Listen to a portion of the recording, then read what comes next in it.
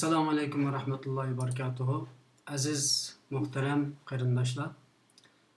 Bugün yine Ramazan'ın 8. keçisi inşallah qarindoshlarimiz bilan birga shu vatanimizning ozodlik uchun muhojirlarning tashkilotlarimizning davoyimizning islohi uchun yana ikkiran oldida sizlar bilan yuz ko'rishdik.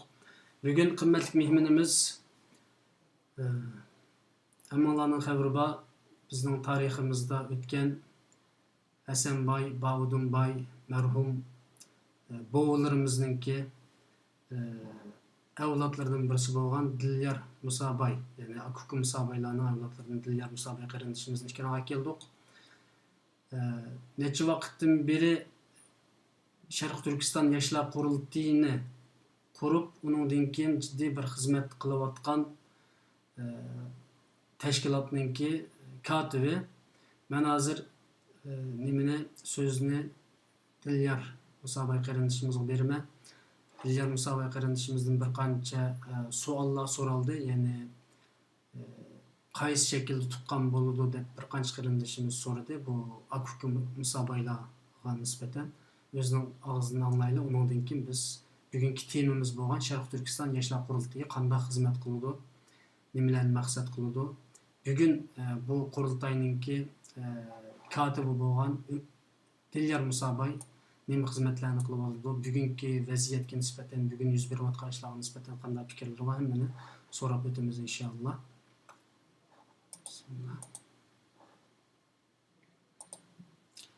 Assalomu alaykum, hurmatli Dilyar Musaboy efendim.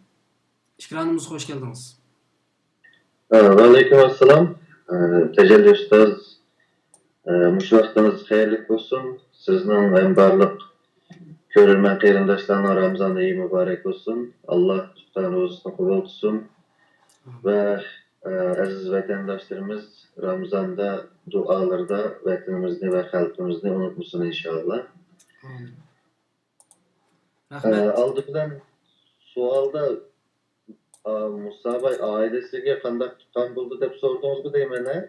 Şuna ben e'lonni chiqargandan keyin bu Bavudunboy bilan Hasanboyninki, ya'ni marhum bovularimizninki rasmini chiqarib qo'ygandan keyin bir qancha qarindoshlarimiz so'radi, nevrisi bo'lamdi, chevrisi bo'lamdi deb.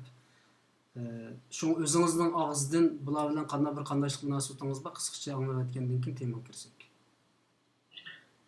Aldıqdan Musaboy Musa hacımның yoki Musaboy hacımның ikki asas bilingan ikki o'g'li bor xalqimiz tarafidan.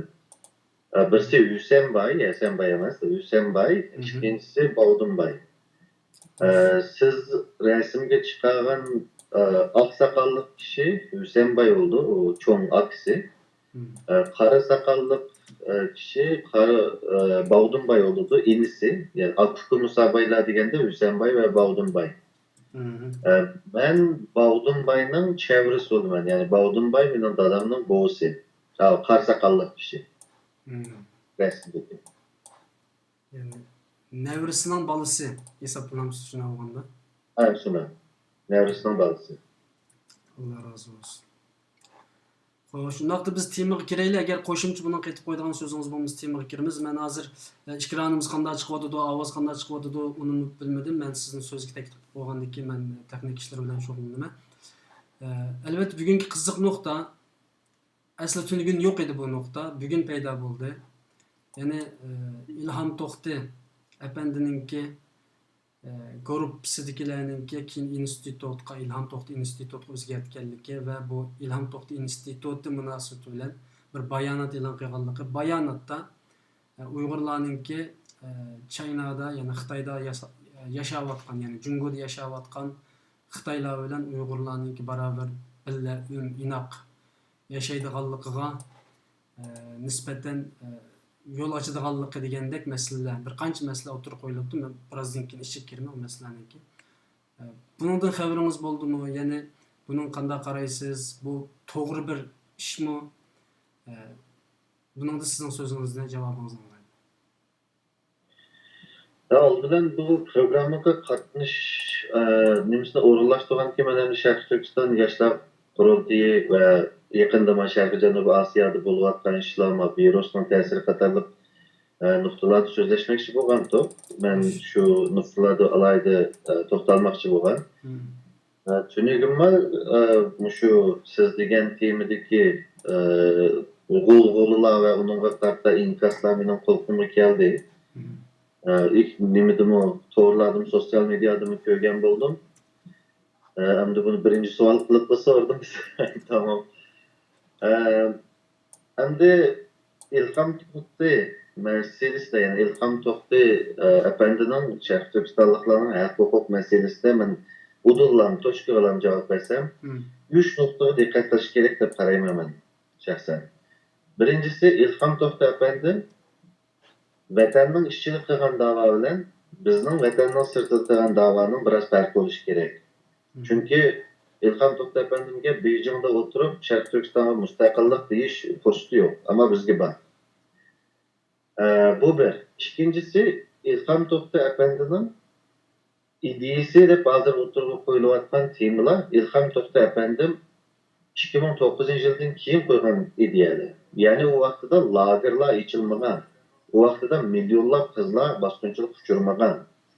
O vaqtida milyonlab yoshlarimiz akitilmagan ishqir ülkelerge. Shuning uchun İlham To'xti apandimning ideyasi bugun bo'sqanda qo'ladi degan savol nima bo'lishi kerak. Balkim İlham To'xti apandim, inglizcha revise deymiz, balkim o'zgartishi mumkin, chunki bu undaq ishlar bo'lmagan vaqtlarda. Hozir İlham To'xti apandimning degan gapi deb milyonlagan qizlar vallar bizning qizlarimiz bosqinchilik uchirgandan keyin bizga Xitoylar tinch yashaymiz degan gapni İlham To'xti apandim bugun turmadan chiqsa damti degan savol bo'lib bu yerda. Buni yaxshi bo'lishi kerak. Ana uchinchi nuqta shu qitimliq bayonot meselesida ko'rilgan nuqta nima deganda ikki tilda ikki xil gapilgan davr hamda tuyish kerak deganlar.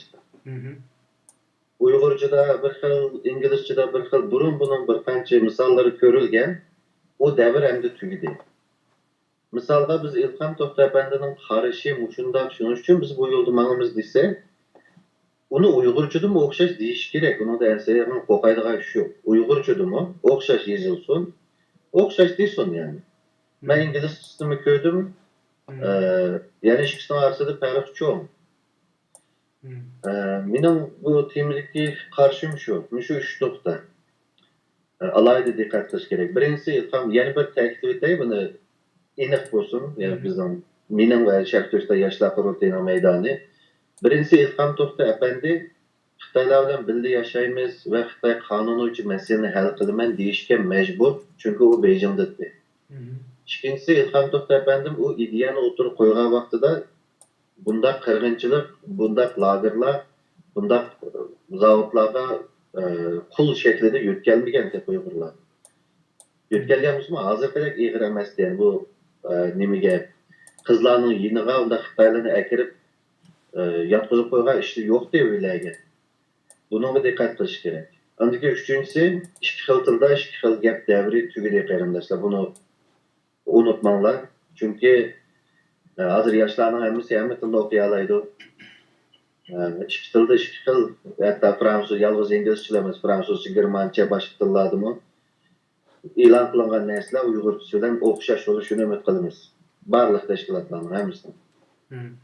Bizning maydonimiz bu yani.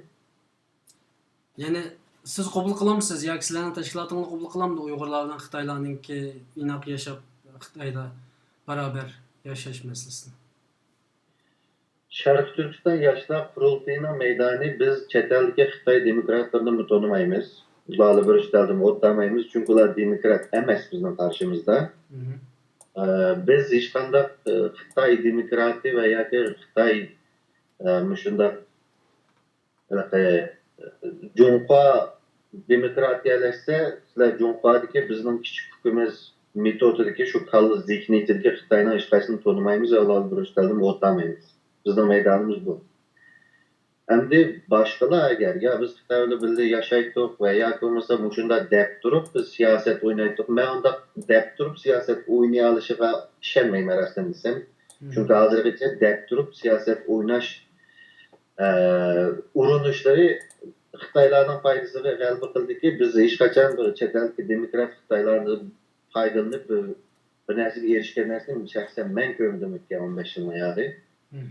Shuning uchun agarda yurikidan xohlasa buni ochiqlashsin, ya'ni bu yerda bu bir siyosiy ishchu. Hı. Siyosiy ishda xalqqa ochiq maydonlarda xalqning qanchalik qarshiligi bor, xalq qanchalik qo'llaydi, bu narsa ochiq bo'lsin. Hı hı. Ya'ni biz sizga bu narsa chiqishiga mesela xalq bunga qarshilik bildirsa yoki buni inkos qaytarsa, buni pishitdan fasod yana bir narsa deydiganlar bor ekanda, bu nihoyat oddiy narsa.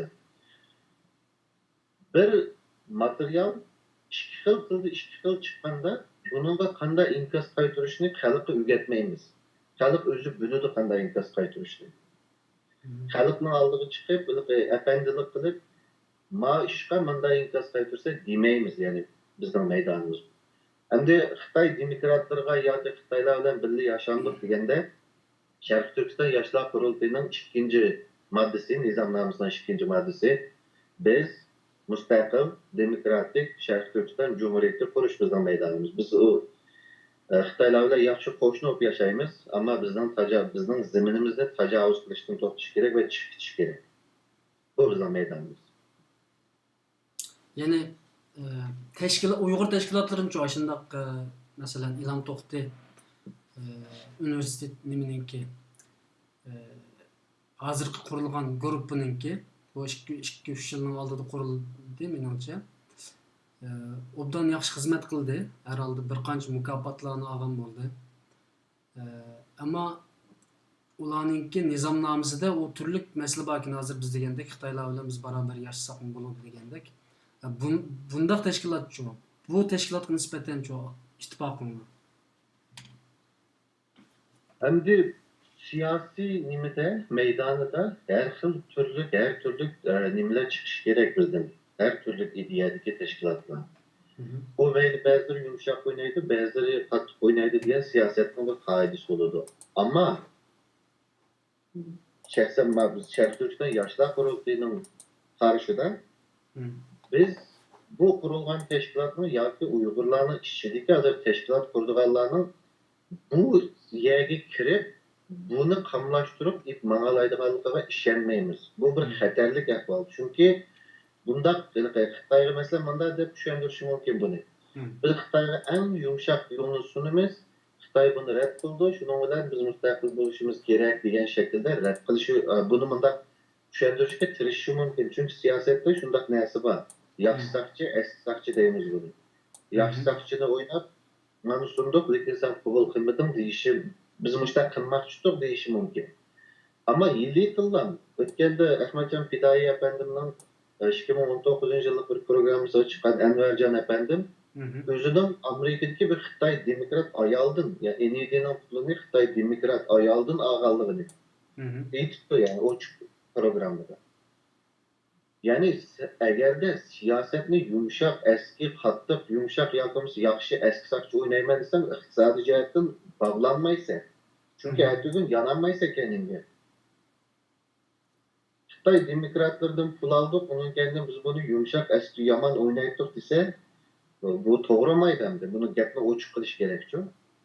Shuning uchun bunda cho'ng siyosatdagi maydonda o'ynaydigan yerda emas, menimcha bu bir xatolik. Agarda xatolik bo'lsinmi yoki shu yo'lda menishni to'g'ri ko'rsa agar o'zlari Uyg'urchada va inglizchada gapni ochiq qilsin. O'xshash qilsin. Xalq bunga qarata yo qo'llaydi yo qo'llamaydi. Bu erkinlikni berish kerak. Hargiz xalqning oldiga o'tib, Steve Biko'ning bir gapi bor. Janubiy Afrikada aqtalliklarning erkin kamsitishini qazgan Mandelaning davridagi odamlar. Steve Biko mana deydi. Bu aqtalliklar bizni yolg'iz tepibli qolmasdan, tepganda qanday reaksiya qaytarishni bizga o'rgatadi degan gap bor. Shuning uchun bu xalqmi o Xitoylarga birga yashaymiz degan narsani sunib bo'lib, keynidan uni sunganligi, uni olganligi xalqning qanday reaksiya qaytarishini o'rgatish qolganlar bor xalqdan. Bu ishni fasad bo'ldi. Xalqqa bir siyosatni belgilaysiz, tashkilotni rahbar bo'lsangiz. Ammo siyosatimizga xalqning qanday inkos kelishiga baho bermaysiz. Bu ahamiyati shu. Sen ishni fasadchi, o'chi demaysa, xalq o'zi tuzgan siyosetga yoki buqa ishga qarab inkosini qaytirdi. Unchilikmi erkinlik bo'lmandimdi xalqning bir narsaga qanday inkos qaytirish. Yani bu iqtisod meselesinde hazır bu İlham To'xti korpusidagi institutidagilar emas. Qurilgan bir qancha tashkilotlarningki hozir bizning bilishimizcha bir qancha davlatlarga bog'lanish oldida turayotganligini yoki shu davlatlardan sponsorlarningki pulini ilish yoki shunga pul iltimos qilayotganligini anglatamiz. Bu qandaq bir ish. Yani mesela Dünya Uyghur Qurultayı NED'den alıdı deyli. Mesela o tarixten bo'lib kelayotgan ish. Ama bugungacha undaq bir xalqqa ig'ir bir darajada iqtisodiy bir xiyonat yoki bu jihatda unda biz anglamadik. Ama hozir yangi qurilgan tashkilotlar bor. Hukumatlar bor. Bularmi shu sirtqi bir narsa kuchga yo'linish kayfiyati bo'ladi-da iqtisodiy jihatdan. Bu qandaq bir ish yani. Bir tashkilot qurilsa, boshqa yoqlarga yo'lansa, bu to'g'ri bir ishmi? Buning keyini oqibati qandaq bo'ladi, natijasi nima bo'ladi? Endi biz Sharqlikda yoshlar qurultayining nemsini so'zlashatdik-da, bu texnik kengayib ketdi. Men hozir shuning uchun chunki mavbek mo'yin bir savol-chu bu. Chunki bu bizning kelajagimizga munosabatli. Tashkilotlar xalqni boshqurdi. Tashkilotlarni kim boshqurdi degan gapimiz. Xo'sh. Bu yerda xalq barliq tashkilotlarga xalq kuzatuvchilik qilishning bir yo'li bor. Masalan, mushu qitimliq bu Uyg'urcha bilan inglizchaning o'xshamay qolganlik masalasida mushu. Xalq shuni qilish kerak. Her qanday tashkilotlar buni uchun bizmi bor, Sharqlikda yoshlar qurultayimi. Oldiga berib nizomnoman qani degan savolni so'rash kerak. Chunki hozir siz qo'llayotgan tashkilotning nizomnomasini ko'rmagan bo'lsangiz, balkim bu ketim yuz berganda sizni hayron qoldiradigan narsalar chiqishi mumkin. Qanday bilasiz chiqmaydiganligini? Ko'rmagan bo'lsangiz uni. Shuning uchun xalq oldida nizomnoman qani degan savolni so'rsin. Uyg'urcha va chet el tilidagini bir ko'rsin. Har qanday tashkilotning, dunyoning hamma yerida har qanday tashkilotning ko'rsin. Ondan keyin shu nizomnomaga qarab, men buni qo'llamamdimi deganni, ya mening tutgan yo'lim bu tashkilotning o'xshamaydi deganni ashadin ko'ra oladi. Endi yana bir narsa, mustaqillik desak, ishlar taqilib ketadi degan gapning butunlay to'g'ri emasligini isbotlash uchun biz bor. Ya'ni bizning mustaqillik deganimiz uchun birlar qo'rqib ketmadi, birlar bizni qo'g'layotgan ish yo'q. Buna iyiliklerimiz yani bizden Sharqlikda yoshlar qurultayining nishbatdan to'g'ri. Shuning uchun xalqimiz kuzatsin tashkilotlarni, chunki tashkilotlar o'zining boshqarish sistemasi va iqtisodiy doklati deganlar shaffof, ya'ni ochiq oshkor bo'lmagan ahvol ostida har qanday tashkilotning, yolg'iz Uyg'urlarning emas, dunyodagi har qanday tashkilotning cheriklashib ketish yoki relsdan chiqishi muqarrar, uni tekshirib turadigan adam bo'lmagandiki. Shuning uchun xalqimiz nizomnomasini bir so'rasin, ko'rsin, undan keyin qo'llamamdimi buni o'ylashsin. Qarg'olasi qo'llayversa, mushta materiallar o'xshamaydigan ishlar chiqib qolsa, keyin o'zlari umidsizinib ketadi ish chiqadi.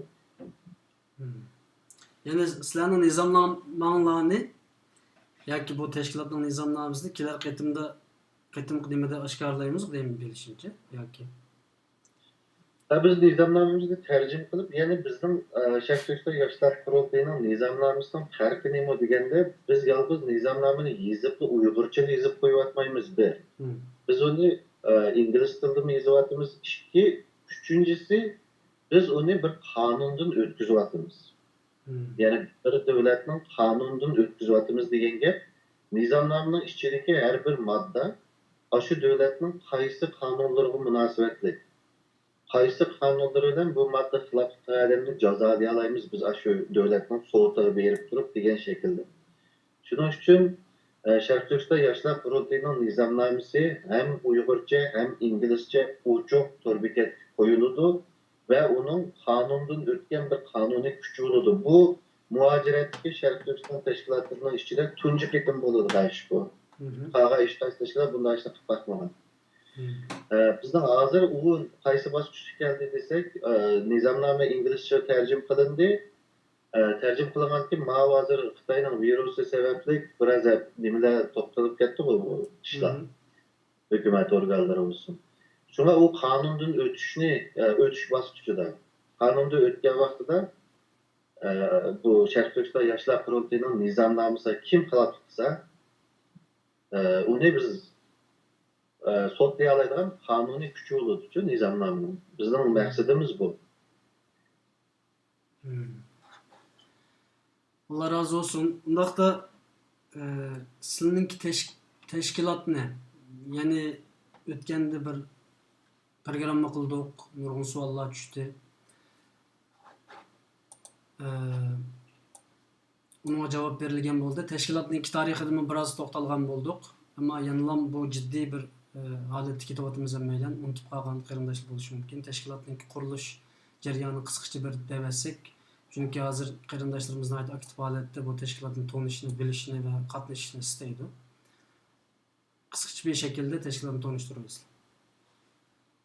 Teşkilat 2018 yılı qaysi davlatdagi bolalarning, yoshlarning bir to'p yig'ilishi bilan muzokara qilishib, hozirgi davrda biz nimalarni qila olamiz, nimalarni qila olmaymiz, hozirgi tashkilotlarning qilayotgan ishlari nimalar kam, umumiy da'voda nimalar kam degan temalarni munozara qilish shaklida boshlandi. Ve bunun içinde birla mağalaydıgan, bu yolunu düşengen, kam narsani to'liqlashni xohlagan bolalar bo'ldi. Yoki mevcut teşkilatlar berib xizmat qilsam bo'ladi ekan degan bolalar bo'ldi. Shunday qilib ilg'inib oxirsida qolgani bo'lib 2019 yılı 11 ayning 12 kuni Sharq Turkiston Cumhuriyet günüde Norvegiyaning Oslo shahrida 5 davlatdagi yoshlar tashkilotlarining birlashishida bir federal shaklda teşkillendi. Sharq Turkiston yoshlar qurultiyi a'zolarini oldigan tashkilot emas. Sharq Turkiston yoshlar qurultiyi tashkilotlarning birlashmasi. Ya'ni bizga tashkilotlar a'zo bo'ladi. Tashkilotlar har bir tashkilot ishkidan a'zoni, ya'ni ishkidan vakilni saylab avatidi. 5 davlatdan 10 vakil bor. Onun kendi bular o teşkilatın Sharq Turkiston yoshlar qurultiyining rahbarlik qatlamini mushu saylanib kelgan rahbarlar saylaydi. Shuning uchun Sharq Turkiston yoshlar qurultiyi tashkilotlarni asoslagan tashkilotlar federatsiyasi desak bo'ldi va har 2 yilda bir yangi tashkilotlarni oladi. Bu yerdagi sabab bu bir siyosiy tashkilot deganning en mühim narsalardan birisi onun kültürü. Yani şirket işlep bakallar bilishi mümkün. Ya corporate culture deydi, ya company culture deydi. Şirket kültürü degan bir narsa var.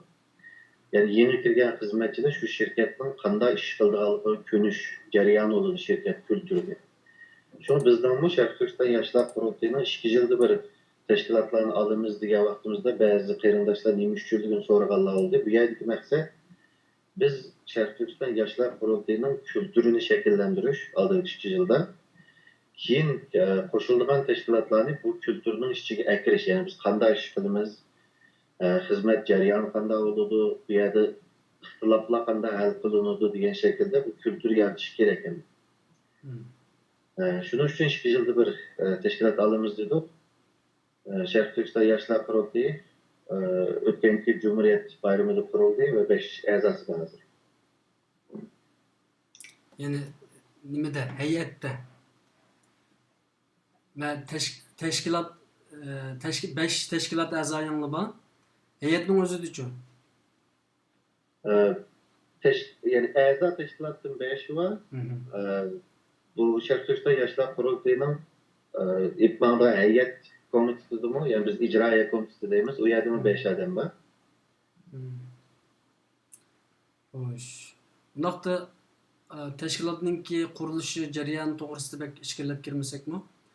Shu asosliq ana moddalarini agar yodingizda bo'lib qolsa deb o'tib ketamsiz. Hem de asaslık nima deganda birincisi Sharq Turkistonning hozirgi shu muajiratdagi Sharq Turkiston harakatida kam narsa nima deganda Şərqi Türkistan'a müstəqillik degan şəkildə çıxan bir təşkilatның xalqara munbərdə o'rin alanmaslığı. Hech qanday yerdə bu o'rin alanmagandan keyin bizning təşkilatlarımız andan keyin bundan desek iş buzuldu degan bir xato tushuncha bor. Buni biz sundirish uchun, ya'ni bu undaq ümitsizlikni va yoki bu xato tushunchani sundirish uchun bizning eng asosiy moddamiz, ana moddasi, ikkinchi moddasi, ya'ni bizning g'oyamiz Sharq Turkistonning to'liq mustaqilligini asliga keltirish. Undan boshqa muhim moddalar deganda shu nimani hal qilgan vaqtimizda, ixtiloflarni hal qilgan vaqtimizda hozir bizning tashkilotlarda, mavjud tashkilotlarda kam narsa nima deganda ixtiloflarni hal qilish funksiyasi yo'q asosan. Bizda buni qanday hal qilamiz? Masalan, bir odamning men boshqa etib saylangan bo'lsam, menga qanday e'tiroz bildira oladi? Yoki men bir ishni xato qildi deb qarasam, meni buni qanday mening ustimdan bir tekshirish ilib bora oladi. Yani eng muhim ana moddamizdan birisi bu. Bunun uchun biz mustaqil bo'lgan taftish va uning ustiga advokat, uning ustiga sud shaklida buni bir qancha yo'llarni berdik. Ve onun birinci nimasini aldık. Hem de birinci ariznamamız şu birinci qitim taftishimizdan küçüğünü bir ko'rgan bo'ldik, sotlaydigan ishlarni bo'lgan bo'ldi. Buni sizga chiqarsam. Ya'ni Sharq Turkiston yoshlar qurultiyining eng muhim tarafi biz haqiqiy demokratik bir tashkilot qurish arzusida va buni qila olamiz deb ishonamiz. Xo'sh. Undaqda yaqinni ya qilayotgan xizmatingizdan biroz anglayli. Chunki o'tgan qitimliq programmadan keyin biroz bo'lib bu yil kelganni ya asosan mediaga chiqmadingiz. Bir katib bo'lish sifatingiz bilan. Boshqa qarindoshlarmi ancha ko'p chiqmadi. Hisobda 4 oylik bir xizmatinglarninki teşviqatını biz ko'ramidik. Bugungi mush program munosabati bilan bir anglab baqili. Yani sizlarni quruq shuvarchi tashkilot bo'lib qolmanglarki, sizlarning o'zinglarning og'zidan anglab, chunki xalq nihoyat jiddiy ehtiyoji bor tashkilotlarga, rahbarlarga, liderlarga. Ammo qarasa shu shuvarchi tashkilotlar jiq, gap qildiganlar jiq. Bo'lgandan keyin xalq umidsiz tashkilot, ba'zi tashkilotlardan va ba'zi liderlardan. Buning uchun albatta biz shaxsan men bek jiddiy umid bilan qarayman bu dunyo Sharq Turkiston yoshlar qurultiyiga. Sizning og'zingizdan qarayli, sizlar rost ish qiladigan tashkilot bu, nima ish qildinglar? Savolim bu. Oldi bilan bu ish degan narsa to'g'risidami biz xeyli vaqt munozara qilishib, biz bu hukmni oydinlashtirish uchun xeyli uzun vaqt sarf qilgan temalarning birinchisi ish. Oldi bilan buni so'rash kerak. Oldi bilan ish degan nima? Jiq odamlar deydi, ular ish qilyapti, bu ish qilyapti, bu ish qilyapti deydigan gaplar bor. Shaxsan men bu burun aktivistim, yani bir kelib o'tir maktab o'qiyotgan vaqtimdan tortib, jiq qarindoshlarimiz boshlagan yoki qilayotgan ishlarni shu vaqtlarda qilgan, masalan maktablarda ustal qurib, tanishtirib degandek. Bular ish edi.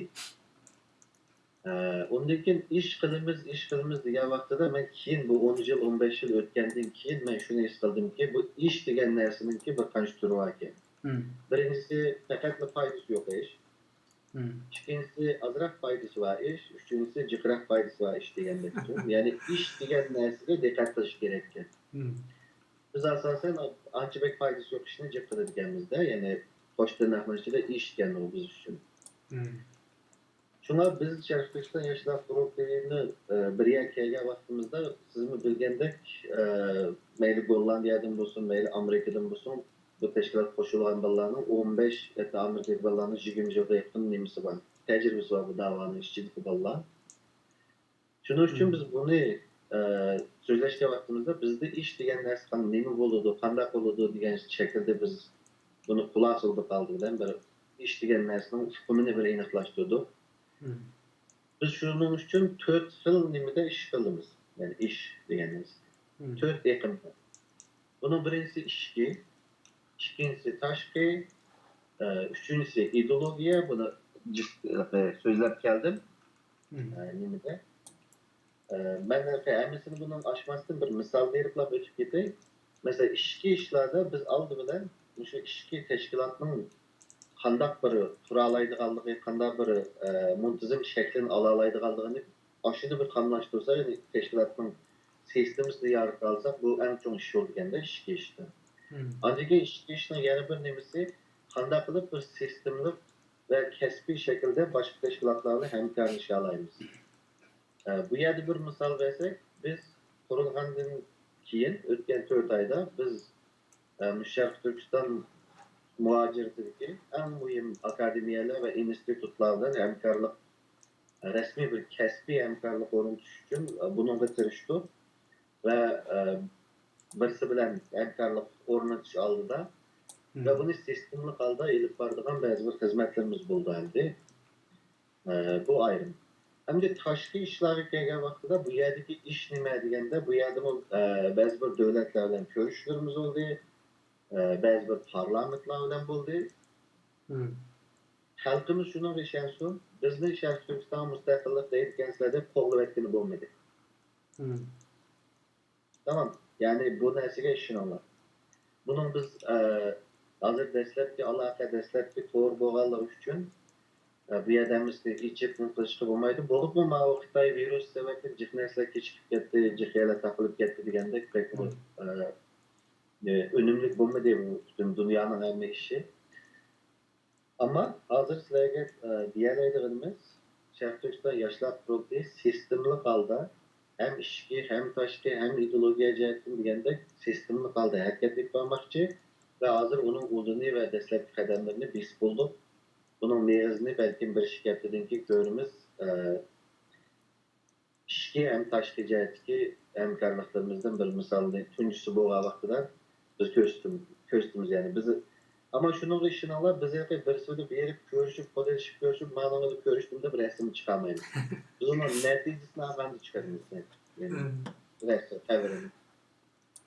Şuna bizning bir qarindishimiz yozibdi, Free Uyg'urning qilgan ishimi bir ish deb. Albatta bu 5 tashkilotningki 5 tashkilot 5 davlatdimi?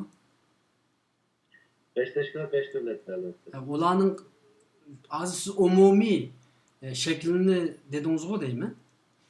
Yani her teşkilat kılıvatkan hizmetlerini, her devlette. Bu banda her qaysi teşkilatlar, yerlik teşkilatlarının yerliki de o'zining turvatgan yerida qanday ish qilishiga biz aralashmaymiz. Sharq Turkiston yoshlar qurultiyi uningga aralashmaydi. Ya'ni bu bir federal teşkilat bo'lgan ekan, yerlikda o teşkilatlarning o'zining harakat qilish erkinligi bo'lishi kerak. Ammo tashqi siyoset bunun sirtida.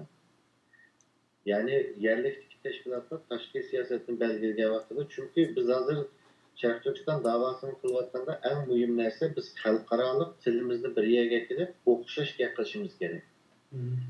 Bu ahvolda tashqi siyosatda cho'qim bir markazdan planlanishi kerak ve merkezden bir siyaset düzülüp şu bo'yicha elib berilishi kerak. Şu yerlikdagi teşkilatlarning tashqi siyosatiga biz aralashamiz. Tashqi siyosatida belgilash jarayoniga qatnashamiz. Ama ishki siyoset, ishki faaliyetler, o mesela Gollandiyada bo'lgan xalq bilan bo'lgan faaliyetler ve boshqalarga biz aralashmaymiz. Endi uni aralash nizomnomamiz bo'yicha bizning aralash salohiyatimiz yo'q. Endi o'zimizning Sharq Turkiston yoshlar qurultiyining o'zimizdan plani, o'zimizdan strategiyasi bo'yicha mana biz unimi 5 davlatda teng ijro qilamiz. Endi bu yerda shunday bir narsa bor. Misalga bu bir yerda biz degan narsa bor. Chunki men, sen, u yo'q bizda. Shuning uchun Amerikadagi qarindoshlarimizdan qilgan ishimi, Gollandiyadagi qarindoshlarimiz qilgan ishning o'zi. Gollandiyadagilar qilganimi, Avstraliyadagilar qilgan ishning o'zi. Ya'ni Amerikadagi Sharq Turkiston yoshlar qurultiyining Amerikada ilib borgan faoliyatlarini Gollandiyadagi qarindoshlarimiz yoki Germaniyadagi a'zolarimiz biz qildik deb gapirsa bo'laverdi va shunday gapirish kerak. Chunki bu yerda biz bir badan. Amerikadagilar ma'ni qildi, Gollandiyadagilar ani qildi deydigan narsa bizda yo'q va abishiri dinimdek Sharq Turkiston yoshlar qurultiyining kulturi biz ustiga qurilishi kerak va shuni tirishayapmiz. Hargiz men ustiga emas. Yani hazır bizninki stüdyo Uyghur Qarindoshlik studiyasi tashkilotlarni abaysiz degandek xalqni kuzatadi. Albatta so'raya oladi, ilmiy tanqid qila oladi, og'izni buzmagan asosda. Chiroyli bir shaklda qandaq bir tashkilot, qandaq bir lider boshliqlar xato ish qilib qo'yib qolsa, millatning ismiga albatta kuzatish huquqimiz bo'ladi. Mushu savolni ko'p so'raganligim uchun, ya'ni sizlarning tashkilotinglar nima ish qildi? Amaliy ish qildimi yoki shu gap qildimi? Deganligim uchun bir qancha tashkilotlar bizni hozir qat'iyan qaror ilib bizning ziyoratimizni qabul qilmaydi. Bizning ikkilamizdan chiqmaydi. Buningdan keyin masalan, mushunda qurilgan tashkilotlardan biz bu savolni jiq so'raymiz. Xalqning ko'zi ochilib ketdi. Ish qilmagan, gap qilayotgan shu arvoz masalan Sharq Turkistonni mustaqil qilayli yoki xalqimizni ozod qilayli degandek savollar bilan bular shug'ullanayotgan amaliyotda hayotiga yoki necha yillik tarixiga qarasak hech ish qilmagan tashkilotlar bo'lganligi uchun bu haqiqiy tashkilotlarning yuzini yopib oldi. Bundaqlar. Bunga nisbatan qanday bir fikringiz bor? Chunki xalqimizga bu haqiqatni anglatmasak bo'lmaydi yani. Endi qandaq tashkilotning ahvoli oxirsida ayon bo'ladi-ku. Bir mezgil bizda bundaq narsa ig'ir kami. Bu mening o'tgan 15 yillik tajribam. Fursatparastlik. Ya'ni bir ish bo'lganda shu narsa bizga fursat keldi. Aytmish havolayli deblar shu shakllangan atmosferadan shu muhitdan shakllangan fursatni tutuliblar yana kirkit etganda buni xalqimizmi ko'rdi. Endi bunda fursatparast olsun yoki siz degandek gap qiladigan ish qilmaydigan deysiz yoki bo'lmasa ish qildik deb turib amaliyotda hech qanday unumi yo'q, foydasi yo'q ishni qilayotganlar emas. Bunda umumi mavjud yani bunda ahvol. To'g'ri. Bularning hammasi birinchisi tarix tarafidan, ikkinchisi xalq tarafidan oxirsida bilinadi va xalqimizmi va tarixmi ularning yani bunda aytganda qaysi tashkilotning qandaqligini, nima ishini bo'libmi qilgan ishidan nima unumag'ini xotirlaydi, uni unutmaydi-ku. Shunga xalqimizga mening deydiganim tashkilotlarning birinchisi nizomlamasini ko'ringlar, ikkinchisi kelgusidagi planing nima deb so'ranglar, uchinchisi shu plan bo'yicha menyaptimi, ijro qilindimi, bunga qaranglar. To'rtinchisi iqtisodiy moliya dokladini bir ko'ringlar. Yani bir xalqaro yoki bo'lmasa bu davrdagi bir tashkilot xalqdan sizlardan manda pul yig'dik degan ishgan uning hisobini berish kerak. Har qanday tashkilot. Agar berolmasa yoki nizomlamasini ko'rsatmasa va yoki planini ko'rsatmasa yoki ko'rsatgan planni to'g'ri ijro qilolmasa, bu vaqtda bu tashkilot bir kuni sizni umidsizlantirib qo'yishi mumkin. Yani bir qo'llovchi sifatingizda xalqqa da'vatimda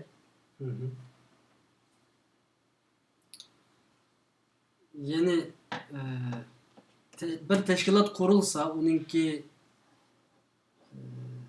nimasi bilan, nizomnomasi bilan amaliy qilayotgan xizmati muhim demoqchisiz. Bunda bo'lganda hozir chet elda sanoqli tashkilot bor, ish qilayotgan. Ammo qarasak nizomnomalar xil obdan tashkilotlarningki, ish qilayotganlari biroz oz. Bir qancha cho'ng tashkilot yaxshi xizmat qilyotdi. Allah razı bo'lsin. Sizlarning tashkilotingizga munosabatlik yana qaytib qo'ydigan so'zingiz bo'lsa olay. Tashkilotimizning nizomnomasi hozir jiddiy nimada operatsiyaning ustida. Ya'ni bizning buni manda tushundiray, ya'ni xalqimiz bu nima ishdir desa, men aniq aytay. Ya'ni biz bu tashkilotning nizomnomasini yozganda bizning o'zimizning kallasi bilan yozamiz. Hamda uning ostidagi nimani chiqargan vaqtimizda, asosini chiqargan vaqtimizda shaxsan uning asosini chiqarish jarayoniga men ig'irroq qatnashganligim uchun men Avstraliyadagi munosabat qonunlarini asos qilib turib tayyorlangan. Hamda bu bir xalqaro tashkilot bo'lgan vaqtida u amal va jiqroq davlat e'tirof qiladigan qonunni o'tish uchun boshqa davlatning qonunida o'tyapti, Avstraliyaning. Bunda bo'lganki, Miyaning qonuniga tushadi deb yozilgan narsalar Ayaning qonunida biroz o'zgartishni talab qilgan ahvollar ko'rilishi mumkin. Hı hı. Çünkü her bir Amerika'da bulduğun neyse, ötüdüğün neyse Kanada'da ötmeydi. Çünkü ikisi devlet, kanunu okşumaydı. Hı. Şuna biz bu şu sebepten biraz vakit dilatıdı. Onun üstüne virüs meselesi oldu. Bunu bir dert edildim. Hoş. Undaqda siz bir yani stratejiya mutaxassisi desek işip ketmeydi o. Öğrenci Ama mutakassim. undaqda yanılam öğrenguchisi dep turay. Bulapmı yaqında ötkende sizni nimaga taklif qilgan vaqtida, programmaga taklif qilgan vaqtimda Avstraliyaninki prezidentninki Xitoyga qarshi qilgan bir so'zni yozgan edim.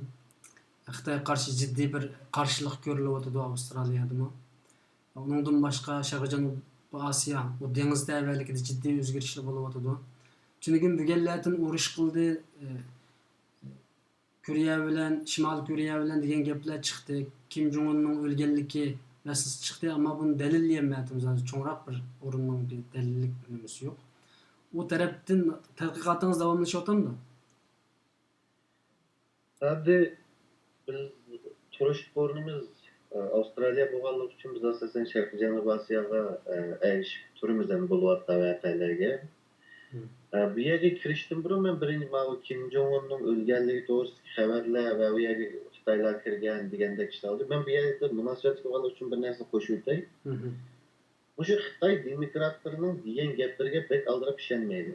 Bizda hozir Xitoy demokratlarining yazgan narsa udul tercüme qilib Uyg'urlarni oldiga tashlayotgan qarindoshlarimiz. Biraz dikkat qilaylik. Chunki Xitoy demokratlarining ahvoli va ularning qayerdan qanchalik kelganini biz ko'rdik o'tgan 10 yilni men ko'rdim, 30-40 yilni yog'i chet elda yurganlar ko'ryapti ularni. Bir namoyish desa 20 odamdan chiqolmaydi Xitoy demokratlari. Ular bir Falun Gong'dagi partiyadan chekinib, Xitoy kompartiyasidan chekinganlar deganda bir yilda bir bo'lgan cho'ng namoyish bor. Bunisi bu Xitoy demokratlarının her taraftan keldiğin 20 adam buraya gelemeydi bulanın için. Bunun için bularga pek çok ümitin bağlaştığın ağaçtı yok. Bulardan pek çok bir haber uçur kütüştürme ağaçtı yok. Çünkü bular Xitoy Kompartiya kilerci yıkılıp şu davatlı 20 yıl oldu. Şuna bizden halkımızdan bu Xitoy demokratlarının ağzından çıkan gaplarga kelganda biraz astoydil, biraz dikkatli bo'lishini umid qilaman. Sonra Kim Jong-un öldü mü, ölmedi mi, uruş bu, onun içinde bir yetişiş oldu mu, olmadı mı? Bunu keyin bilimiz. Bu Xitaylarning degan gaplari hozir Xitoy demokratlarining %80% xato chiqadi uchun mening nimamda, tajribamda. Shuni buni keyinchi bilimiz, ammo uning ahvolini nacharlab ketganlik to'g'risida gaplar bor va singlisi Kim Jong-unmi, Kim Yo-jongning chiqish ehtimoli bor deb qarayotdi. Ben bu to'g'risida bir maqola yozdim.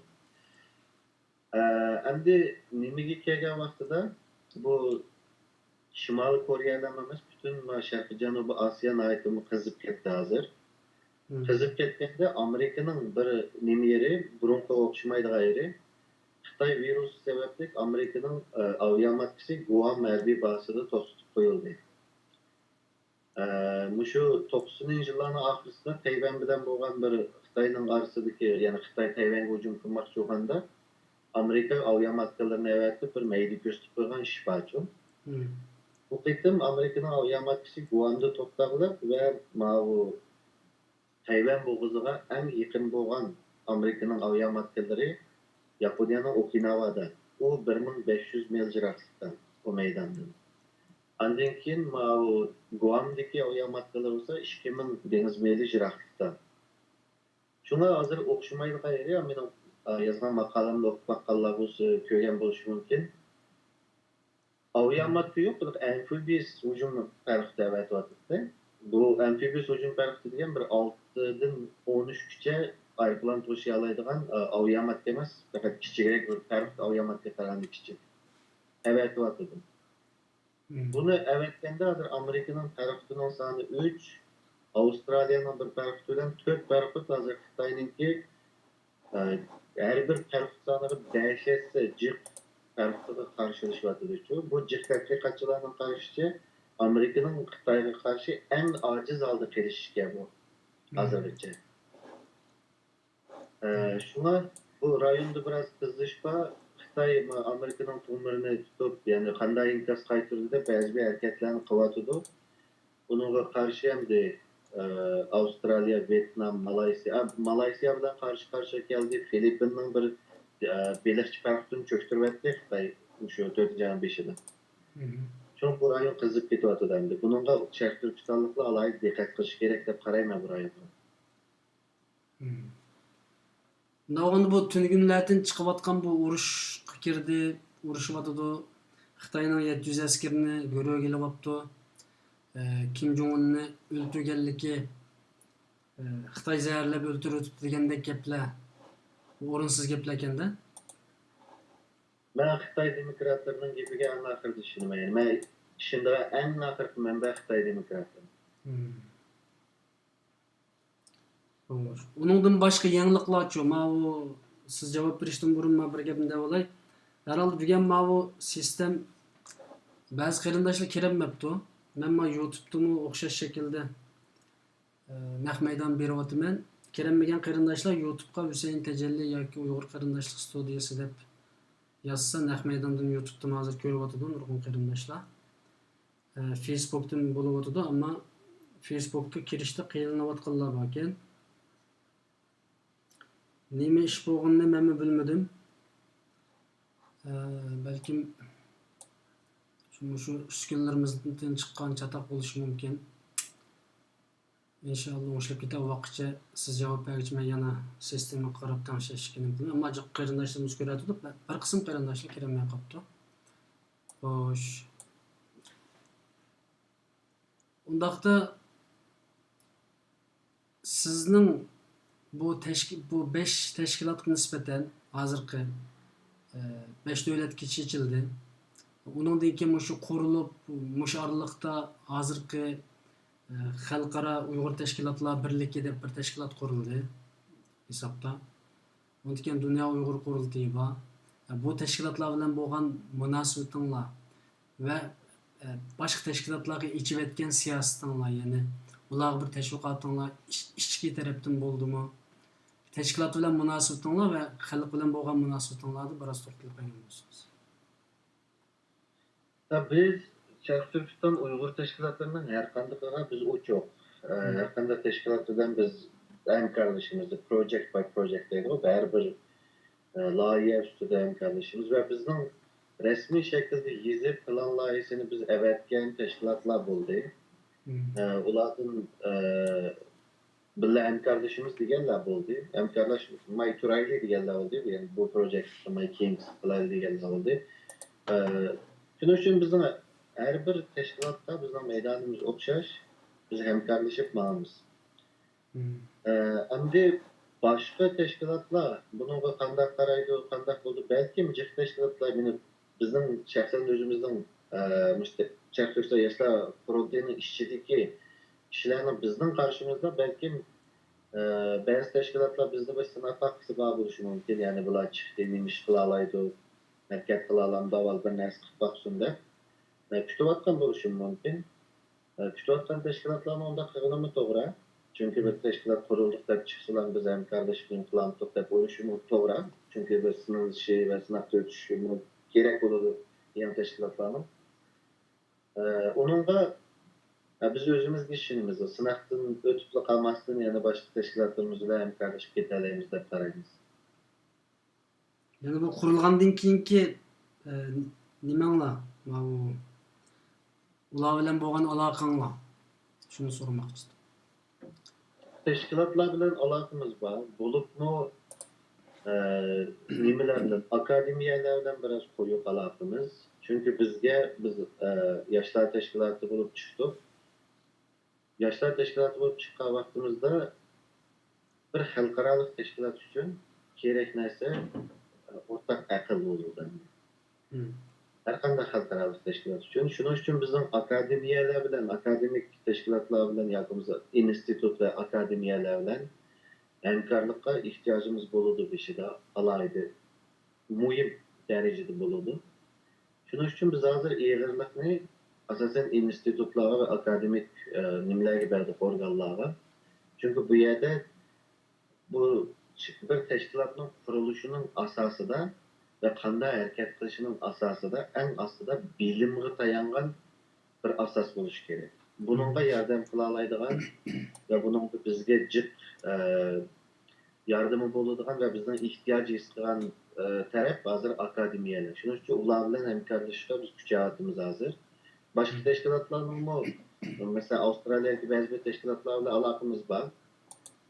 Lekin hozir bizning asosiy e'g'irligimiz akademiya va institutlarga bo'lgan ehtiyojimizni qondirish yani. Xo'sh. Ya'ni sizlarga taklif qilayotgan tashkilotlarga nisbatan ularga qanday inkas bildiryapsiz? Ya'ni sizlarningki bu federatsiyaga kiramiz deganlarga nisbatan. Bizga Çerkezköy'de Yoshlar Qurultayıga kirimiz, bu federal birlik kirimiz deganlarni men deb anglab batmadim. Hamda mal yerlik teşkilatları degan bo'lsa qanday keyin, ammo men anglab batmadim. Mencha biz 5 yildan 2 yildan keyin teşkilat alamiz degashga, boshqalar shu 2 yildan keyin aldik degan shaklda saqlayotdi. Men unda men anglab batmadim yani. Kirayli degan narsa. Yani sizlarningki masalan abay bu to'g'risida uzun to'xtalmadingiz. Ana moddada yoki nizomnomaning asosiy moddalarida qizil chiziqlar xuddi boshqa tashkilotlarga o'xshash, Dunyo Uyg'ur qurultiyi yoki Ma'rif tashkiloti degandek tashkilotlarga o'xshash tinchlik, demokratiya mushuni asos qiladigan bir tashkilotmi yoki bunga nisbatan o'tgan qatimni so'raganman buni. Chunki bu savolni ko'p so'rashimdagi sabab xalqimizda jiddiy bir umidsizlik bo'lishi bilan birga qurolliq harakatga nisbatan jiddiy bir qiziqishi bor, umidi bor. Buningki o'ttirisini qanday tangshaysizlar? Yoki undaq bir harakat yo'q bo'lamdi, yoki bu bir siyosiy maxfiyatlikmi? Buni anglab boqaysiz. Sharq Turkiston Yoshlar Qurultayining ichida qurolliq yoki boshqa qattiq vositalar bo'lmaydi. Sharq Turkiston Yoshlar Qurultayi unda nima bilan qattiq vositani qo'llanmaydi. Sharq Turkiston Yoshlar Qurultayi yumshoq vosita qo'llanadi. Ammo Sharq Turkistonning mustaqilligi uchun harakat qiladi. Hamda qattiq vositalar quriladi yoki qayerda quriladi, qanday quriladi? Bu xalqaro vaziyatni kuzatgan asosda u tashkilotlar boshqa yerlarda agar to'g'ri ko'rilsa quriladi u. Ya'ni biz Sharq Turkiston Yoshlar Qurultayi unda qattiq kuch ishlatmaymiz, lekin bir davlatning mustaqil bo'lish yo'lida qattiq kuch kerak yo'q deb qaramaymiz. Kerak bo'ladi bir yerga kelganda. Ammo Sharq Turkiston Yoshlar Qurultayi qattiq vosita ishlatmaymiz degan nimada kelishib, shuni nizomnomada o'tkazgan ekan. Sharq Turkiston Yoshlar Qurultayi shuni qildi yani. Tinch vositani ishlatdi.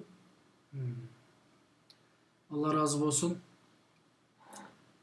Onundan başqa siz bu o'zingizning tadqiqoti to'g'risida faqat to'xtalmadingiz. Men sizlar shuningda bir 15-20 minut to'xtalma deb o'ylagan.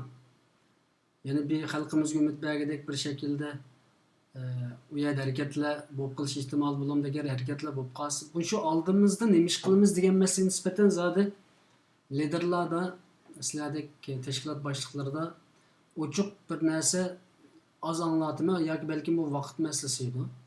Ama sizden bu program münasebeti bilan her qatim programga chiqish uchun bir oy vaqt ketadi. So'rayman, ya'ni hozirgi naq bo'libmi?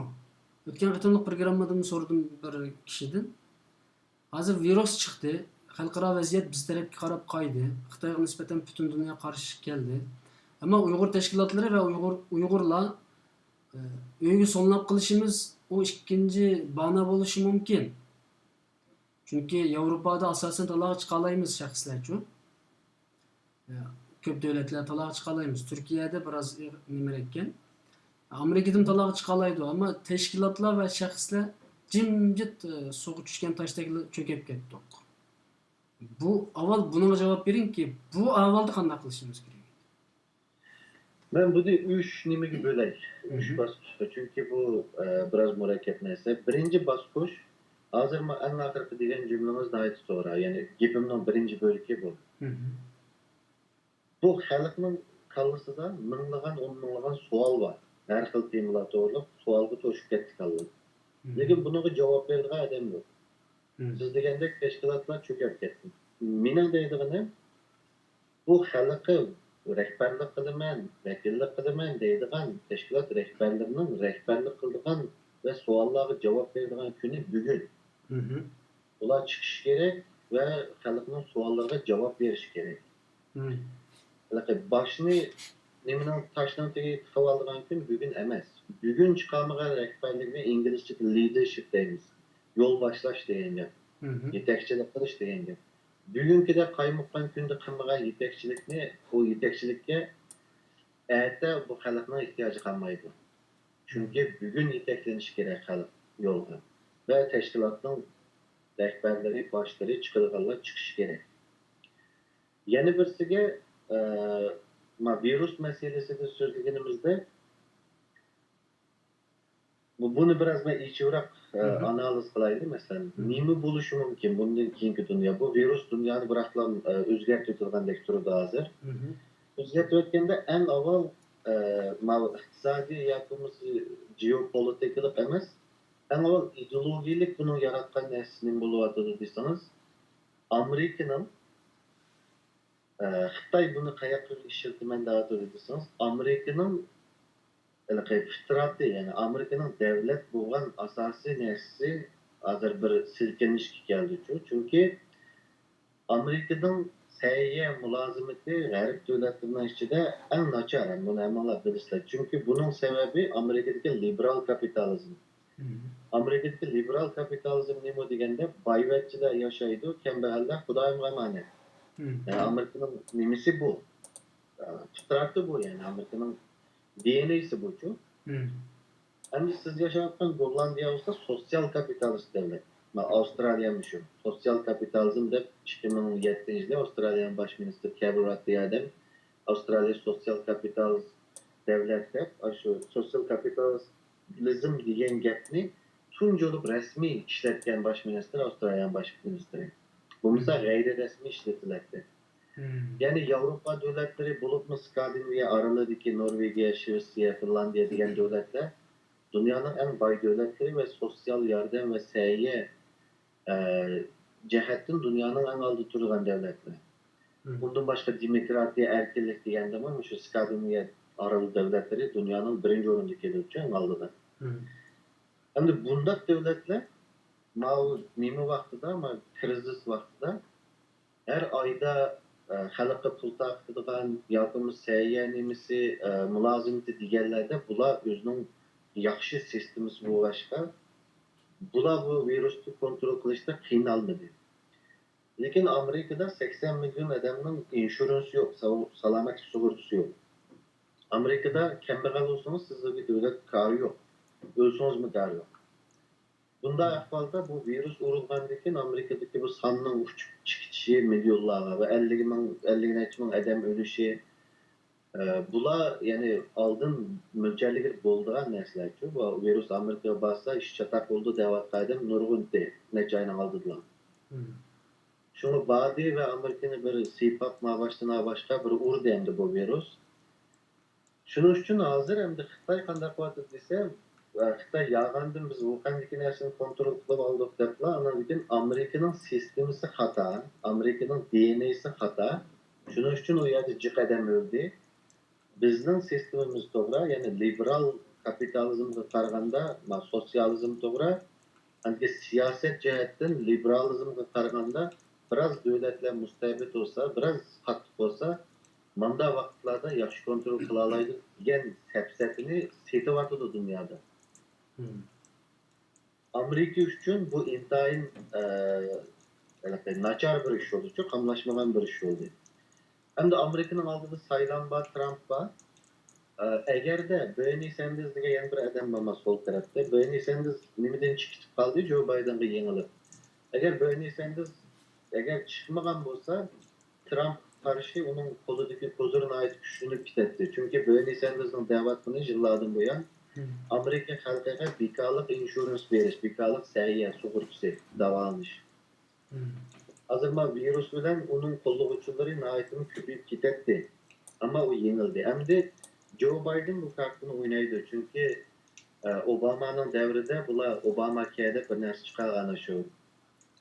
sağlamlık sorusu yok adamlarga sorusu çıkarmakçı bolup onu keyin Trump'la yok kılıvetimiz dep degende ahir Trump'la ep koygan. Hazır Joe Biden bu saylamda şu Obama kendi biz çıkargan aşının sayesinde biz azırak adam saklap kaldık dep Trump karşı işiltidi bunu. Hem de Trump olsa biraz tesiyatı kalıdı çünkü Trump bunda kembegal adamlarga nima berishga, yaxsiz sug'urta, yaxsiz sayya, mulozimat berishga qarshi adamlar bu va bu virus Trumpdan aytib ziyonliq bo'ladi ishki siyosatdan. Şuna hamda tashqi siyosatga kelgan vaqtimizda bu virusni arz qilamiz deydi. Xitoyni biz arz qilamiz. Xalqaro qonun bo'yicha xalqaro sudda Xitoyga arz qilib yengilishi bek natayin. Pek çok ümit yok o yerde. Cık devletler minin şahsen karşında yenemeydi xalqaro sudda. Ama Amerika'nın yeni bir mühim yeri Xitoyni arz qilib Amerika'nın ishchilik sudga beramiz deydi. O'zining sudini. Bu sodda yengidi ve Amerika'dan icra qilish kuchi bo'ldi Amerika'nın. Bu pulni avval sotmanchilik to'laysa deb Amerika o'zi aql vositalardan buni ola olishi mumkin. Lekin xalqaro sudda birinchisi yengilishi natoyin, ikkinchisi xalqaro sudda yangsimi uni ijro qiladigan kuch bormi? Bu savol chiqdi. Shunga jiq davlatlarning Xitoyni arz qilamiz, bu da'vatqonlari asosan retorik bo'lib qoldi. Bo'libmi Avstraliyaga bir nima deyilmaydi hozir. Agar Amerikaliklar shu g'arb davlatlardagi ittifoqdoshlarini to'g'ri tanishiy olsa, to'g'ri bir safga chiza olsa va hammasinin tili bir yerdan chiqsa, buni qila olishi mumkin. Ondan keyin mana Uyg'ur xalqi mana tushunishi kerak. Men bu yerda bir narsani deb qo'yay. Bu Amerika yoki g'arb davlatlari deganda bu yerlarda birlam davlat yoki birlam partiya, birlam siyosat bo'lmaydi-ku. Bu yerlarda xilma-xil taraflar var her taraf. Bu taraflarning hozir Xitoy bilan bo'lgan yaqin taraflar, Xitoyga yaqin u yerdan tijorat qilib ancha-muncha foyda olgan taraflarning zuvoni virus sababidan biroz besikdi. Shunga ham Xitoyga qarshi taraflarning ovozi biroz chiqayotgandek qiladi hozir. Ama virusning azroq besilgandan keyin, bu Xitoyning virusning vaksinasi chiqib azroq besilgandan keyin Müjde g'arb davlatlardagi Xitoy parazlarning qandaq maydonga chiqishini mo'ljalashimiz kerak. Xitoy ularni bir kuch ko'rsatib, ularga yana yuqori bir narsa berib, hozir Xitoyga qarshi turayotganlarning qarshisiga chiqirdi bularni. Masalan, Turkiyada hozir Xitoyning sistemasi Amerikadagidan yaxshi ekan, juma asli degan narsani bozorga selyapti Turkiyada. Shu burun Doğu Perinçekli salatda hozir AK Partiyaga MHP'ning ichidagi shaqshaqchilarni chiqishga boshladi endi bu gapni. Uçuk değişimiz gerek. Bularmı hazır qarsanız nimede Türkiye'nin medyaları qarsanız Xitayning elchisi kunda dil hozirda. Ondan keyin biz u yerga buni yerdan qildik, bu yerga uni yerdan qildik shaklida anadan har qaysi partiyalardagi o'tgan shuni ya Xitoyda azroq pul ketib qolganlarimizni ekranga chiqib usulga tushdi. Shunga bundan keyin qanday bo'ladi? Amerikaning hozirgi shu nimasi on taraf bu ziyanını Xitoyni bu ziyanını төлetish uchun hozir Britaniyadan ovoz chiqyapti, Germaniyadan ovoz chiqyapti, Avstraliyadan ovoz chiqyapti. Bularni bir tartibga solib, umumyuzlik ittifoqdoshlarini billa Amerika Xitoyga qarshi tura olamdi, turolmamdi, buni ko'rishimiz kerak. Ve hozir zuvoni cho'kib ketgan g'arb davlatlaridagi Xitoyparast siyosatchilar qachon zuvanini qanday chiqirdi, Xitoy ularni qanday ish qildi, buni ham qarash kerak-ku. Shu hozir kesiblar mundaq devasak bo'lmaydi. 8 oydan keyin virus chiqib, vaksin chiqib, bu virus to'xtalib qolsa, umidsizlanib o'tirib qolsak bo'lmaydi-ku. Demak, ishimiz xila xatarlik degan gap. Ya'ni hozirgi vaziyat bizga foydali. Hozirgi bo'layotgan narsalar foydali, lekin hozirgi narsami o'zgardi bu foydali vaziyatmi? Virusning ahvoli tugagandan keyinla bu. Hozir misolga mundaq deylik, Gollandiyada deylik, Xitoy bilan tijorat qilib yeyib ketgan oilalar bo'ldi, siyosatchilar bo'ldi, boylar bo'ldi. Bu odamlar burun Gollandiyaning parlamentida Xitoy to'g'riliq mundaq inson haqlari qonunini aklaylik desa, bu odamlar qarshi chiqadi-ku unga. Shunda manfaati bor. Hem de hazır virüs sebepli bu adamlar zuvanını çıkaramazdı çünkü xalqning qarashi xalqning orasidagi ko'z qarash hozir Xitoyga qarshi narsa ko'payib ketganki, madamlar ovozini chiqarmay jimmi turib oldi hozir gapim. Lekin virus tugab, bugun Xitoy ozroq ko'tarilib chiqqandan keyin bularning yana zuvoni chiqadi. Chiqishga boshlaydi qaytadan. Yana bir narsa, Xitoyning Yevropa strategiyasida 16 qo'shilgan birda Sharqiy Yevropani Xitoyga qo'shilib, shu bir balva bir yo'l siyosatini bu yerda o'tkazimiz, shu strategik yo'lni o'tkazimiz deb Sharqiy Yevropani aldagi vaqtda xeli bo'lgan. Endi bu 2008-yildagi pul muomala krizisidan keyin Yevropaning asli janubidagi davlatlarda hozirgacha o'ngishlanmagan davlatlar bor. Buning ichida Gretsiya var, İtaliya var, hozir İspaniya, andan keyin Portugaliyaning qo'shilish ehtimoli cho'ng bu nimaga. Endi virus sababli yana shu davlatlarning virus ahvolini nacharib ketdi. Bular burun Xitoyga yiqilgan 2013dan keyin. Endi hozir Xitoy Janubiy va Shimoliy Yevropa qilib ikkiga tarafdan yana bo'lish uchun Janubiy Yevropadagi davlatlarda, İtaliya, İspaniyalarda nihoyatda aktiv Xitoyning qo'shtirnoqlar ichida yordamini qilyapti bular qutqazuvchi bo'lib. Germaniyada Fransiya birisi 600 milliard, yana birisi 850 milliard yevro yordam qilganligini aytdi. Bu ham cho'ng pullar bu. Nihoyatda miqdori cho'ng pullar. Buni da qanday qildi hozir mesela Yevropani janubiy shimolga bo'lib Xitoy bilan Yevropaning yordamida hozir ikki taraf talashyapti bu davlatlarga. Qaysi taraf ko'nglini tuta oladi deb. Shunga ham Amerika boshchilik Xitoyga bo'lgan besim bor, Xitoy bo'lgan Amerika buni fursatga aylantiramiz deyapti. Ham Xitoy Yevropada, ham Afrikada, Osiyoda bu ishni fursatga aylantiramiz deb bütün burunqi geopolitik narsalar temalar o'zgarib ketdi. Yemen'de qanchalik adam o'lyapti bilmaymiz. Yemen'de bek cho'ng urush bo'lyapti. Virusdan keyin bu narsa yepilib qoldi. Hozir Suriya yepilib qoldi, Liviya yepilib qoldi, urush bo'layotgan cho'ng. Shunga eng chataq narsa kelgusini mo'ljallash qiyin bo'lgan bir narsa chiqdi. Burun 4-5 xil senaryo tuzab mo'ljallay oladi tadqiqotchilar. Hozir bilmaymiz. Kesib bir narsa deyiladigan adam yo'q. Shunga biroz tutuq, ya'ni nimaning kayni, tarbiyaning kayni. Buni amma hamma tarafni o'ylash kerak Turkistonda. To'g'ri. Ya'ni YouTube'dan ko'rayotgan qarindishimiz agar Amerika Xitoyning bu virus masalasini ximiyalik bir urush ochqanlik deb isbotlay olsa, Amerika Xitoyga qarshi qanday bir inkos bildiradi degan bir savolni so'rabdi.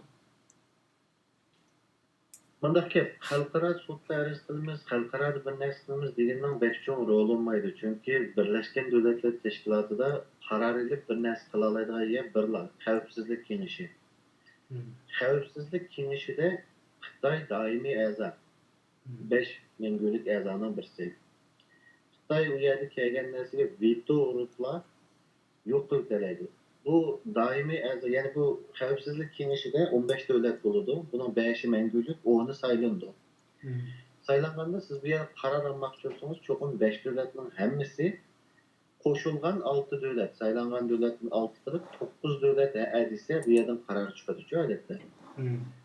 Shuning uchun bu yerda Xitoy agar ikki davlatning kayniga eliblar, o'zi bir veto deb ikki davlat yo'q desalar, doimiy a'zodan 5'ning birisi yo'q dedi.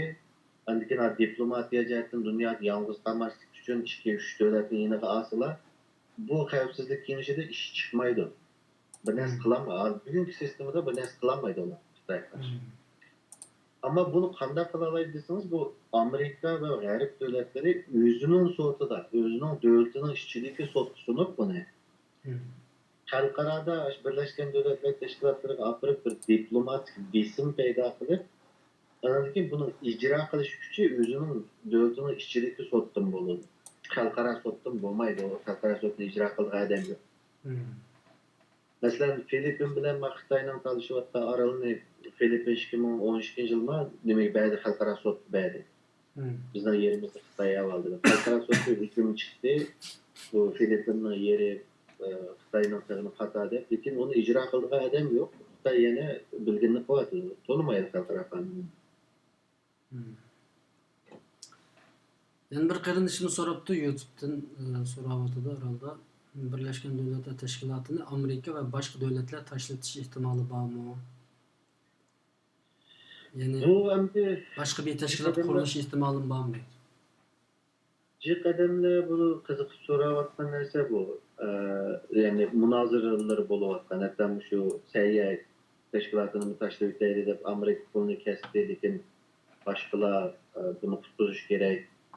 Pulni jiq beraylikki, bular Xitoyning qo'li qarab qolmasin deyotdi Avstraliyadagi ba'zi tadqiqotchilar uchun.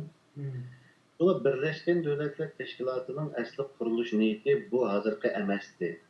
Birleşken Devletler Teşkilatı qurilgan vaqtida bundan keyin cho'ng urush chiqishining oldini olish, bunda shu sayya jihatdan 1917-18 tarqalgan viruslar bor.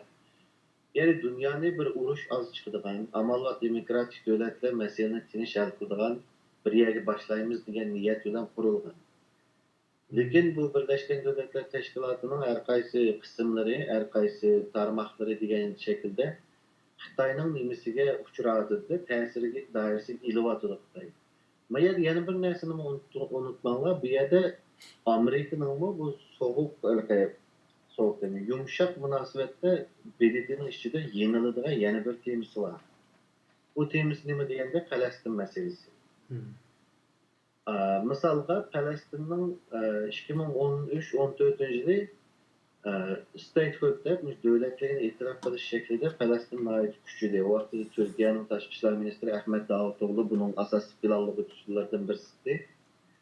Bular buni nima qilib Birleşken Devletler Teşkilatı'na ekilgan vaqtida Amerika nimada Xavfsizlik kengashida veto urutimiz deb qo'rqatmoqchi. Lekin bular umumiy General Assembly, yani umumiy davlatlar nimasiga akirib 136 ga qarshi 9 ovoz bilan Falastin resmiy bo'lmagan BDT'ning a'zosi bo'lib Vatikanga o'xshashdi. Bu yerda Amerika yumshoq kuch jihatda BDT'da yolg'iz qoldi. Ya'ni 136 davlat mayaqda 9 davlat mayaqda 9 davlatdan birisi Amerika, birisi Isroiliya, undan keyin Kanada bo'lishi mumkin shu vaqtda. Qolgan hammasi orol davlatlari. Bermuda, Palau degandek nüfusi 20 ming odam bilan davlat qurib olgan orollar. Bu yerda Amerikaning aytim uchun yolg'iz qoldi. Ya'ni BDT'da yolg'iz Xitoy nacharlik qilmasimi, Xitoy bir nas planlamasimi, Amerika yolg'iz qolgan boshqa masalalar bor. Shunga bu boshqa masalalarni yolg'iz qolgan vaqtida bu Xitoy undan foydalandi. Mesela Falastin meselesinden Xitoy ajoyib yaxshi foydalandi. Bütün dünyadagi musulmonlarni va boshqalarni Amerikaga qarshi besim paydo qilishda sapga tizadigan eng muhim masalaning birisi Falastin meselesi Xitoy uchun. Falastin meselesinde Amerika yolg'iz qiyiqliqdan BDT'nin içinde 5-6 davlat var endi. Shunga bulardan yaxshi foydalangan Xitoy borgan sari inson huquqlari komitetining deymiz, anarga boshqa komitetlarni qo'lga oldi. Endi Trump qo'yib inson huquqlari komitetidan biz chiqib ketamiz dedi. Savol shu, sen chiqib ketsan, bu yer uning qo'liga qoladi biroqlar. Bu yerda sen chiqib ketmay turib, uning bilan ilishib turib, senmi bir diplomatik bisim bilan diplomatik kuchingni senmi ishlatib turib, uning ichida Xitoyni yolg'iz qoldirishga tirishish kerakmidi yoki tashlab chiqish kerakmidi degan bu cho'ng munozarachu. Shunga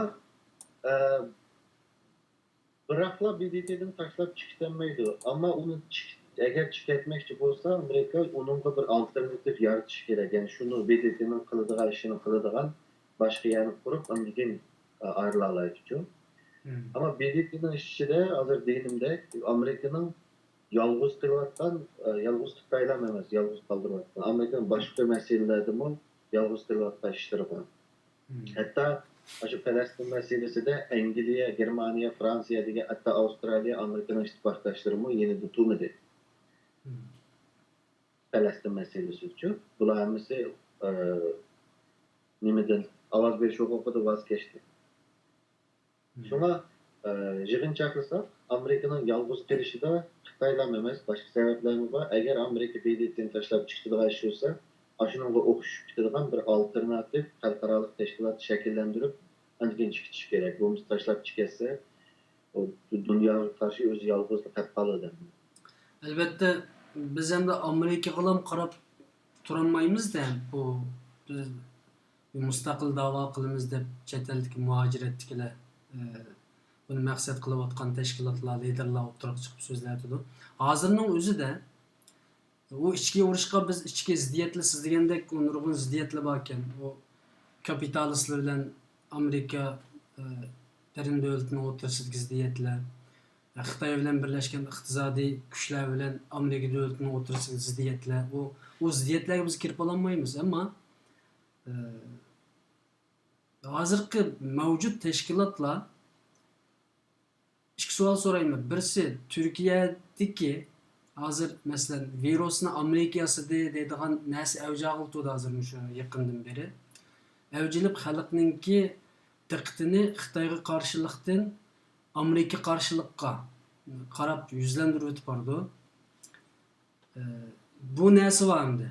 Bu bir ish. Chunki Turkiya Türk xalqidan ayrilib qolsak, o texmo kuchimiz ojizlab ketadi alda. İkincisi hozirning o'zida nima ish qilishimiz kerak edi? 2 oy bo'ldi biz faqat butun dunyoda Uyg'urlar jimib ketdik.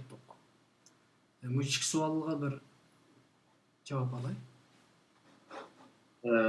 Birincisi Amerika'da nima bağlanıp kalmayı hem devletler kılımız dediniz de bu ait mühim mesele.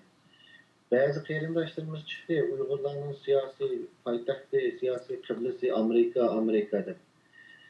Kıyırındaşlar, bizden Şarkı Türkistanlıkların siyasi kıblesi, bizden siyasi kelgüsümüz, bizden siyasi payitahtımız Moskova'da zamanında kördüğümüzde kördük. Bu xalqaro munosabatlarda undaq aldırab bizning siyosiy qiblimiz shu bu yerda barimizni berib etmaymiz. Bunu unutmaslik kerak. Ya'ni bizning siyosiy qiblimiz shu degan odam siyosatda nol degan gap. Siyosatda inisiativ degan bir narsa bo'ldi. Inglizcha initiative. Ya'ni bu nima degan gap desanlar, otning yugini degan gap. Otning yugini sening qo'lingda turishi kerak. Chaq tutib qo'ysang, o chaq bu otni o'zingizga egib Siyaset degan gapni o'zim ot tarbiyalash degan gap arabchada. Tamam. Bunu bilgeniz yaxshi. Shuning uchun bu undaq narsalar kelgan vaqtida inisiativni, ya'ni initiativni, otning yugini o'zimizning qo'lda tutishimiz kerak. Hech kim bizning qiblimiz yoki siyosiy qiblim bilimimiz emas.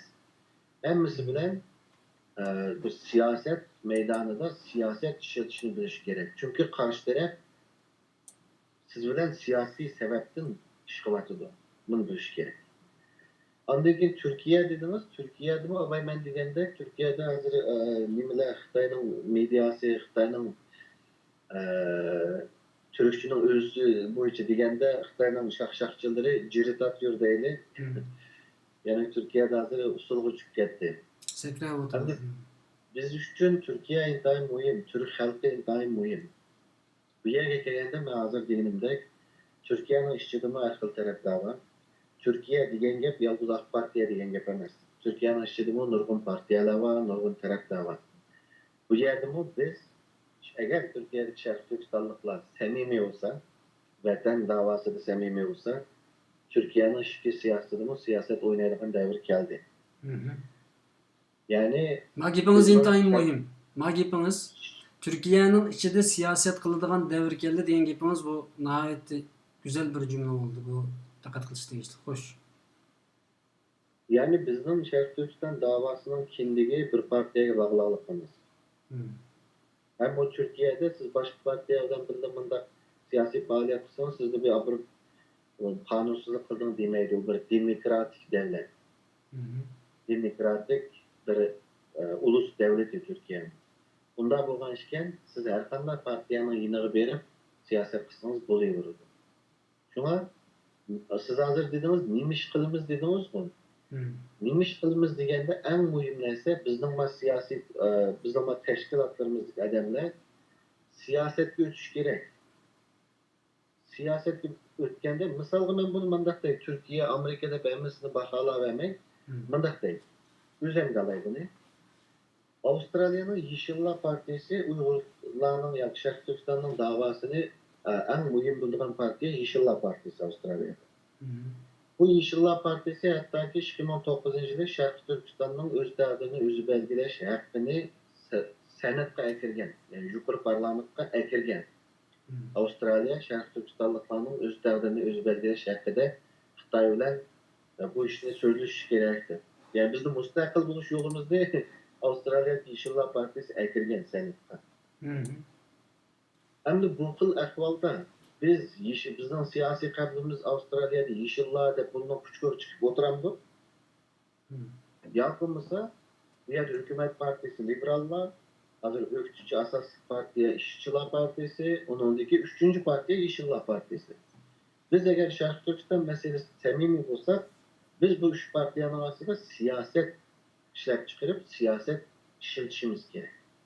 Çünkü bu 3 partiye bizge siyaset bilen muamele kılıyordu. Sharq Turkiston davası. Türkiye'de mi şu, Amerika'da mi şu, hem yer şu. Amerika'da mı? Yani tutkandağçılık bilen emez, iş çağırtışı bilen emez. Yoki Mavla bir qutulup qalsın degan bilen emez, siyaset bilen demeksiz. Şuna bunu düşünemey qalmışsın qarindoshlar. İş çağırtışı degan narsa yok dünyada. Xalqaro munosabatlarda, xalqaro siyosatda hech kim ish chaqirtmaydi. Agar ish chaqirtgan bo'lsa, qarindoshlar, Yemen'de urush bo'lyapti, Saudiya Arabiston bilan Yemen urushyapti, Yemenlik Hutiylar. Hozirgacha o'lgan odamning sonini aniq Birlashgan Davlatlar Tashkilotini bilmaydi. Necha milyon? Hech qanday davlatdan yordam kamidi, hech qanday davlatdan bir aralashadigan odam chiqmadi. Hozirgacha o'lyapti. Suriyani hammadan biladi, Suriyaga hamma davlat kelib aralashdi, ammo Yemen bilan Saudiyaning o'rtasida Yemen'de Yemenci kadem. Hatta ki en çok mesele açlıktan öldürdü, oktan emez. Vallahi öldürdü.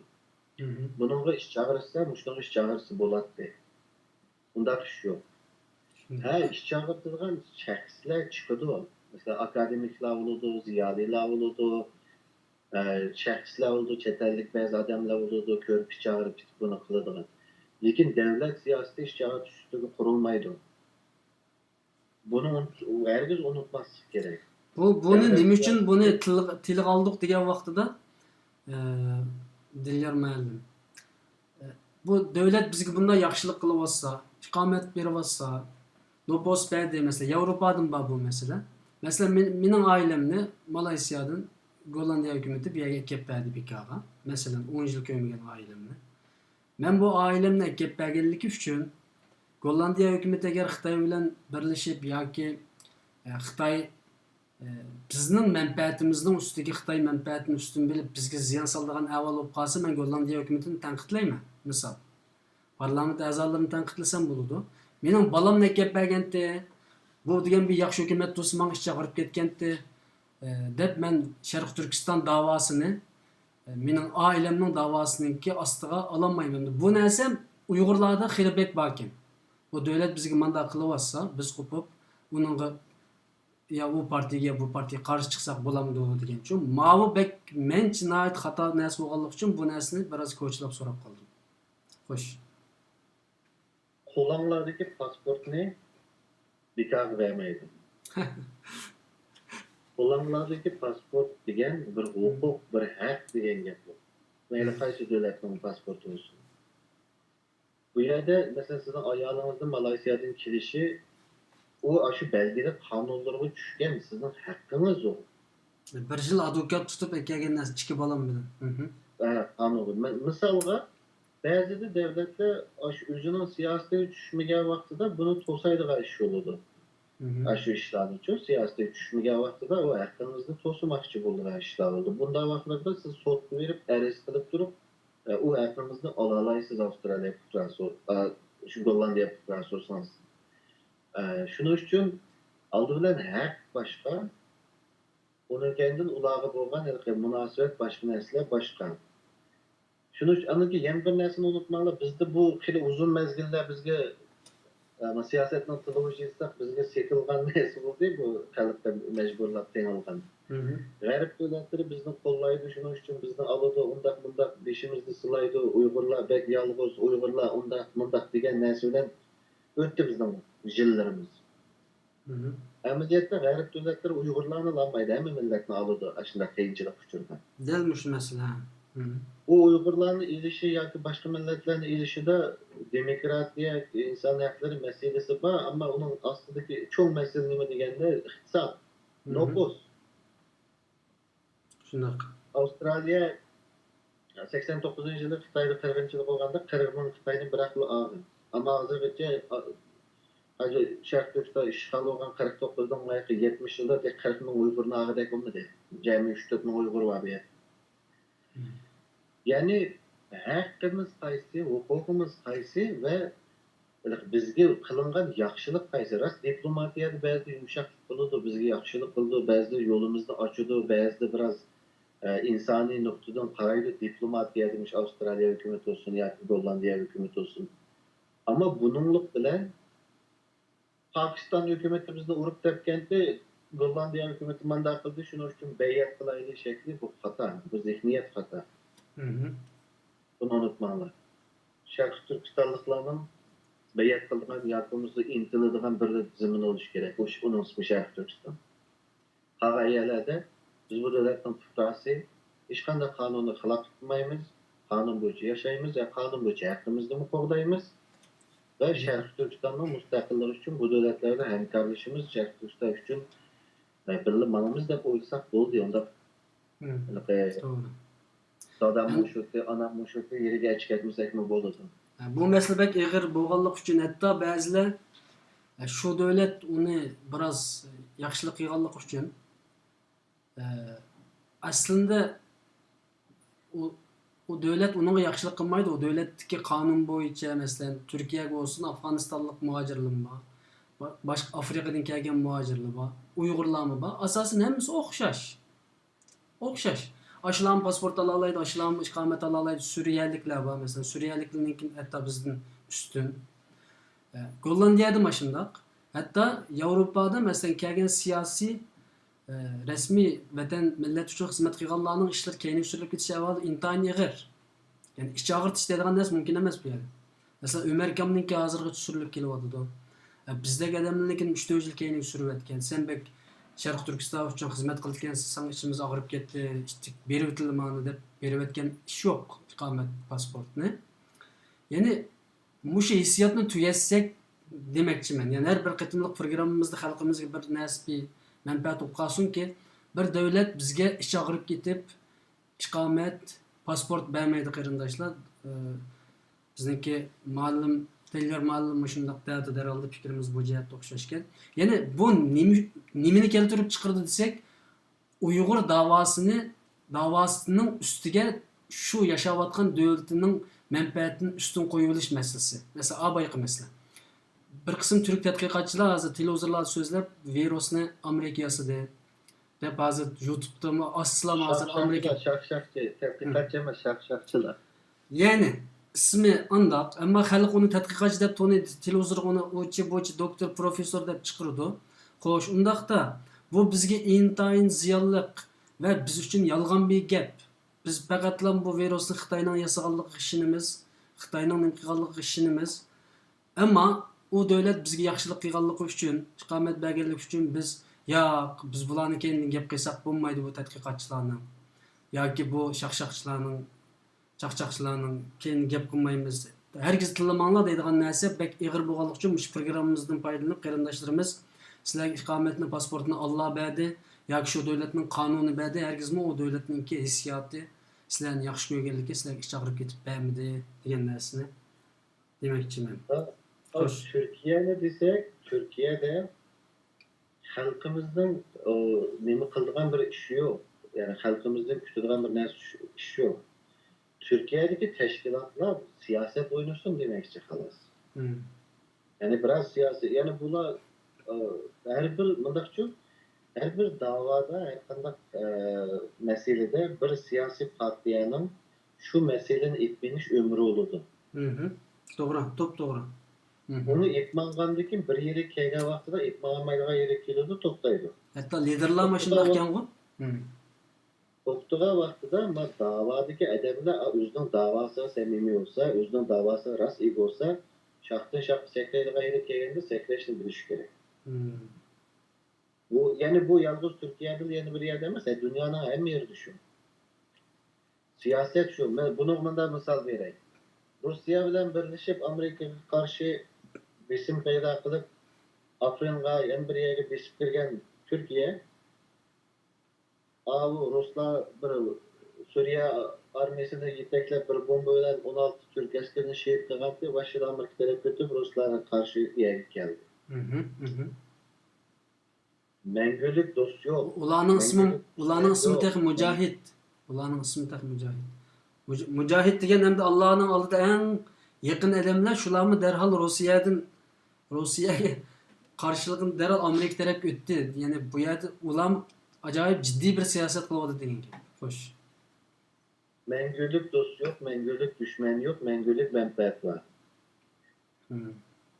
Bu yani biz bunu işenmesek ya da biz bunu kılmasak unutmaylı başkalar şu bu için iş kılıdı. Yani siz onun mengülük dostum emez, siz onun mengülük düşmanım emez. Menfaat bir yerde iki tarafın menfaati bir size küçük kalganda dost olurdu, ayrılganda ayrılır, dost tüyeydi. Şunu bunu unutması gerek. Özgen abay diyelimde siyasi nimige siyasi kıble, siyasi payitaht belgeleyişkan aldırması gerek. Onun derdini biz yeterlik tattık bunu. Andaki yani bir nesne, ben 2 saat olayda katılmam koşum çıkırdı, onu tutmamayı. Yani bir nesne, yani teşkilatlarımız doğruluk diye geldim şu ötken hafta bir kanç topladım şu bir teşkilatımız müstakillik deydi, demeydi de bir munç gepler, bir munç işte bu tuttu. Kim Avustralya'daki Uygurlar var, Şerq Türkistanlıklar var, toplumu bu doğrusu bazı bir gepler bulup yokken başkaca el kılış çağrılar buldu o meseleler. Ben şu doğrusuda birini koysam, müşahede bu karşımda da koysam. Bir teşkilatımız müstakillik demdi, demem mesela Şerq Türkistan Yaşlar Kurultayı müstakillik deydi, onu çıkıp men davatını Şerq Türkistan Yaşlar Kurultayı'nın baş katip salaydı de. Başka bir teşkilat müstakillik demdi, dememdi, onu ispat göstermedi, gözetmemdi. Bu WhatsApp'ın topları da halkның kıldığı meyli deydi desin ya ki demeydi desin WhatsApp'ның topu da halkның münazır kılgan temileri emas bu. Bu temini kıyırındaşlar. Şu teşkilatның bir hazır men çıkma teşkilatның da deyimiz davatlandık bir teşkilatның adını çıkıdı şu özü desi buludu. Mandak deyimiz ya ki andak demeyimiz de. Bunu biz WhatsApp'ның topu da cidel kılıp ya ki bu meseleyi hal kılamayız. Yani birisiga meyli o teşkilat müstakillik deydi desin ya ki demeydi desin halkның söz kılış erkeligini boğamayız. Boğsak doğru bulmaydı. Bu kurultayını müstakillik alıdı dedi ya ki almaydı dedi şunun için toplumu kovlayımız desek doğru bulmaydı. Ben bu meyedim dep koyayım. Dünyanın arkanda yeri düşüyor. Bu işler doğru emas. Şuna bu iş iki xil oldu. Birisi teşkilatның münasebet adını çıkıdı ekranga biz manda kılımız deydi. İkincisi en işeşti o Dünya Uygur Kurultayı'nın nizamnamusunu görsek bu iş düğel oldu. Yani tüyeydi mim demeydim mission statement'ı görelim onu. Şuna halkның bu tügümez söz duallusuga bu ciddilige sanmazdı. Onu bir iş bulsa bunda ciddi çıksa ya bunda talaş tartış olsa piştini pasatçılar yeni çıktı dedi. Ya bu piştini pasatını hal kılışın yolu teşkilatın bir adımı çıkıp bunun bir cevap veriş ya ki bunu hal kılış. Ya ki mesela teşkilat nizamnamusunu çıkarış hem adam kördü tügeydi bu ciddi şunu. Ciddi'nin davamlışı vaktına hoştan aklaşırken piştini pasatçılar sebep mi ya ki oturup çıkmaya vakkan nesle sebep mi? Diğerini soraş gerekçi. Şuna WhatsApp'ның topu da unda münazır kılıp belkilanmayılgan ciddi'nin kılışımızdan maaş yok. Onun ayrılış yolu şu dep koymak çıkılır. WhatsApp topununki %30%'ninki Xitoy munofiqlarining qo'lda ekanligi to'g'risida isbotini biz necha qitimlab deb o'tdik. U munozir qildiganlar ya emas. Chunki ismi rasmi yo'q bir yer. U rasmiy kontrollik ostida Uyg'ur millatini bo'layotgan yerlarning birisi WhatsApp to'plari. Ya'ni butun fitna fasodni udul atıda şeyge. Her gün necha adam to'xtamay quruq narsalarni aytib bizning vaqtimizni isrof qiladi xo'sh. Undaqda men qarindoshlarning savolini so'ray, bir qarindishimiz so'rabdi, agar Amerika Trump Xitoydan ziynimizni to'ldirib oladigan har xil yo'llarimiz bor degan gapni qildi. Amerika tez yo'l bilan Xitoydan barliq ziyonlarni to'ldirib olsa, bizning mustaqillik ishimiz yana suvga chilishamdi. Bu partiyaning deb bu qirinishimiz herhalde. Bu qurultay deymiz, yoshlar qurultayi. Sizlarninki buning bir qo'llanadigan tadbiringiz bormi debdi. Oldu bilan Amerika qandaq ziyon to'ldirib olaydi desak, bu yerda menda bir misoli bor buning. Shu Amerika, Yevropaliklar va yoki Turkiya olsun Amerikaning Iran embargosini tashgan vaqtida, ular Iran embargosida aylanib nimqaga vaqtida, Iranga bir narsalarni satgan vaqtida, mal satgan vaqtida Amerikaning qilgan ishi shu. Nimada Amerika'nın New York'ta Manhattan Janubiy rayon bir soğutu var. Bu soğutu məxsus şundaq Amerika'nın nimesini, gipini anlamagan devletlerini sotlaydıgan bir yer bo'lib qolgan bir sot var şeydi. Şunun için Amerikalılar qanday qildi desem, Türkiye'nin Xalq Bankasini sotladı. Şu 2017, 2018, 2019 jarayonlarda xeyli avans qildi. Lekin Germaniyaning bankalarga ve başka şirketlerge neçe milyarlık jarimanı koyup, şu sotlar arkalık bunu koyup, bunu alalaydı. Çünkü Germaniyalar mı bunu berip to'xtalaydi bo'ldi deb söyleyen bir qancha ketim Amerika'da, İran embargosi doğru. Şuna Amerika'nın xalqaro sahnada, xalqaro sot yoki xalqaroliq bir organ orqali Xitoyni arastlab bir narsa alalaydiganiga shaxsan men undaq imkoniyatni ko'ran ko'rman.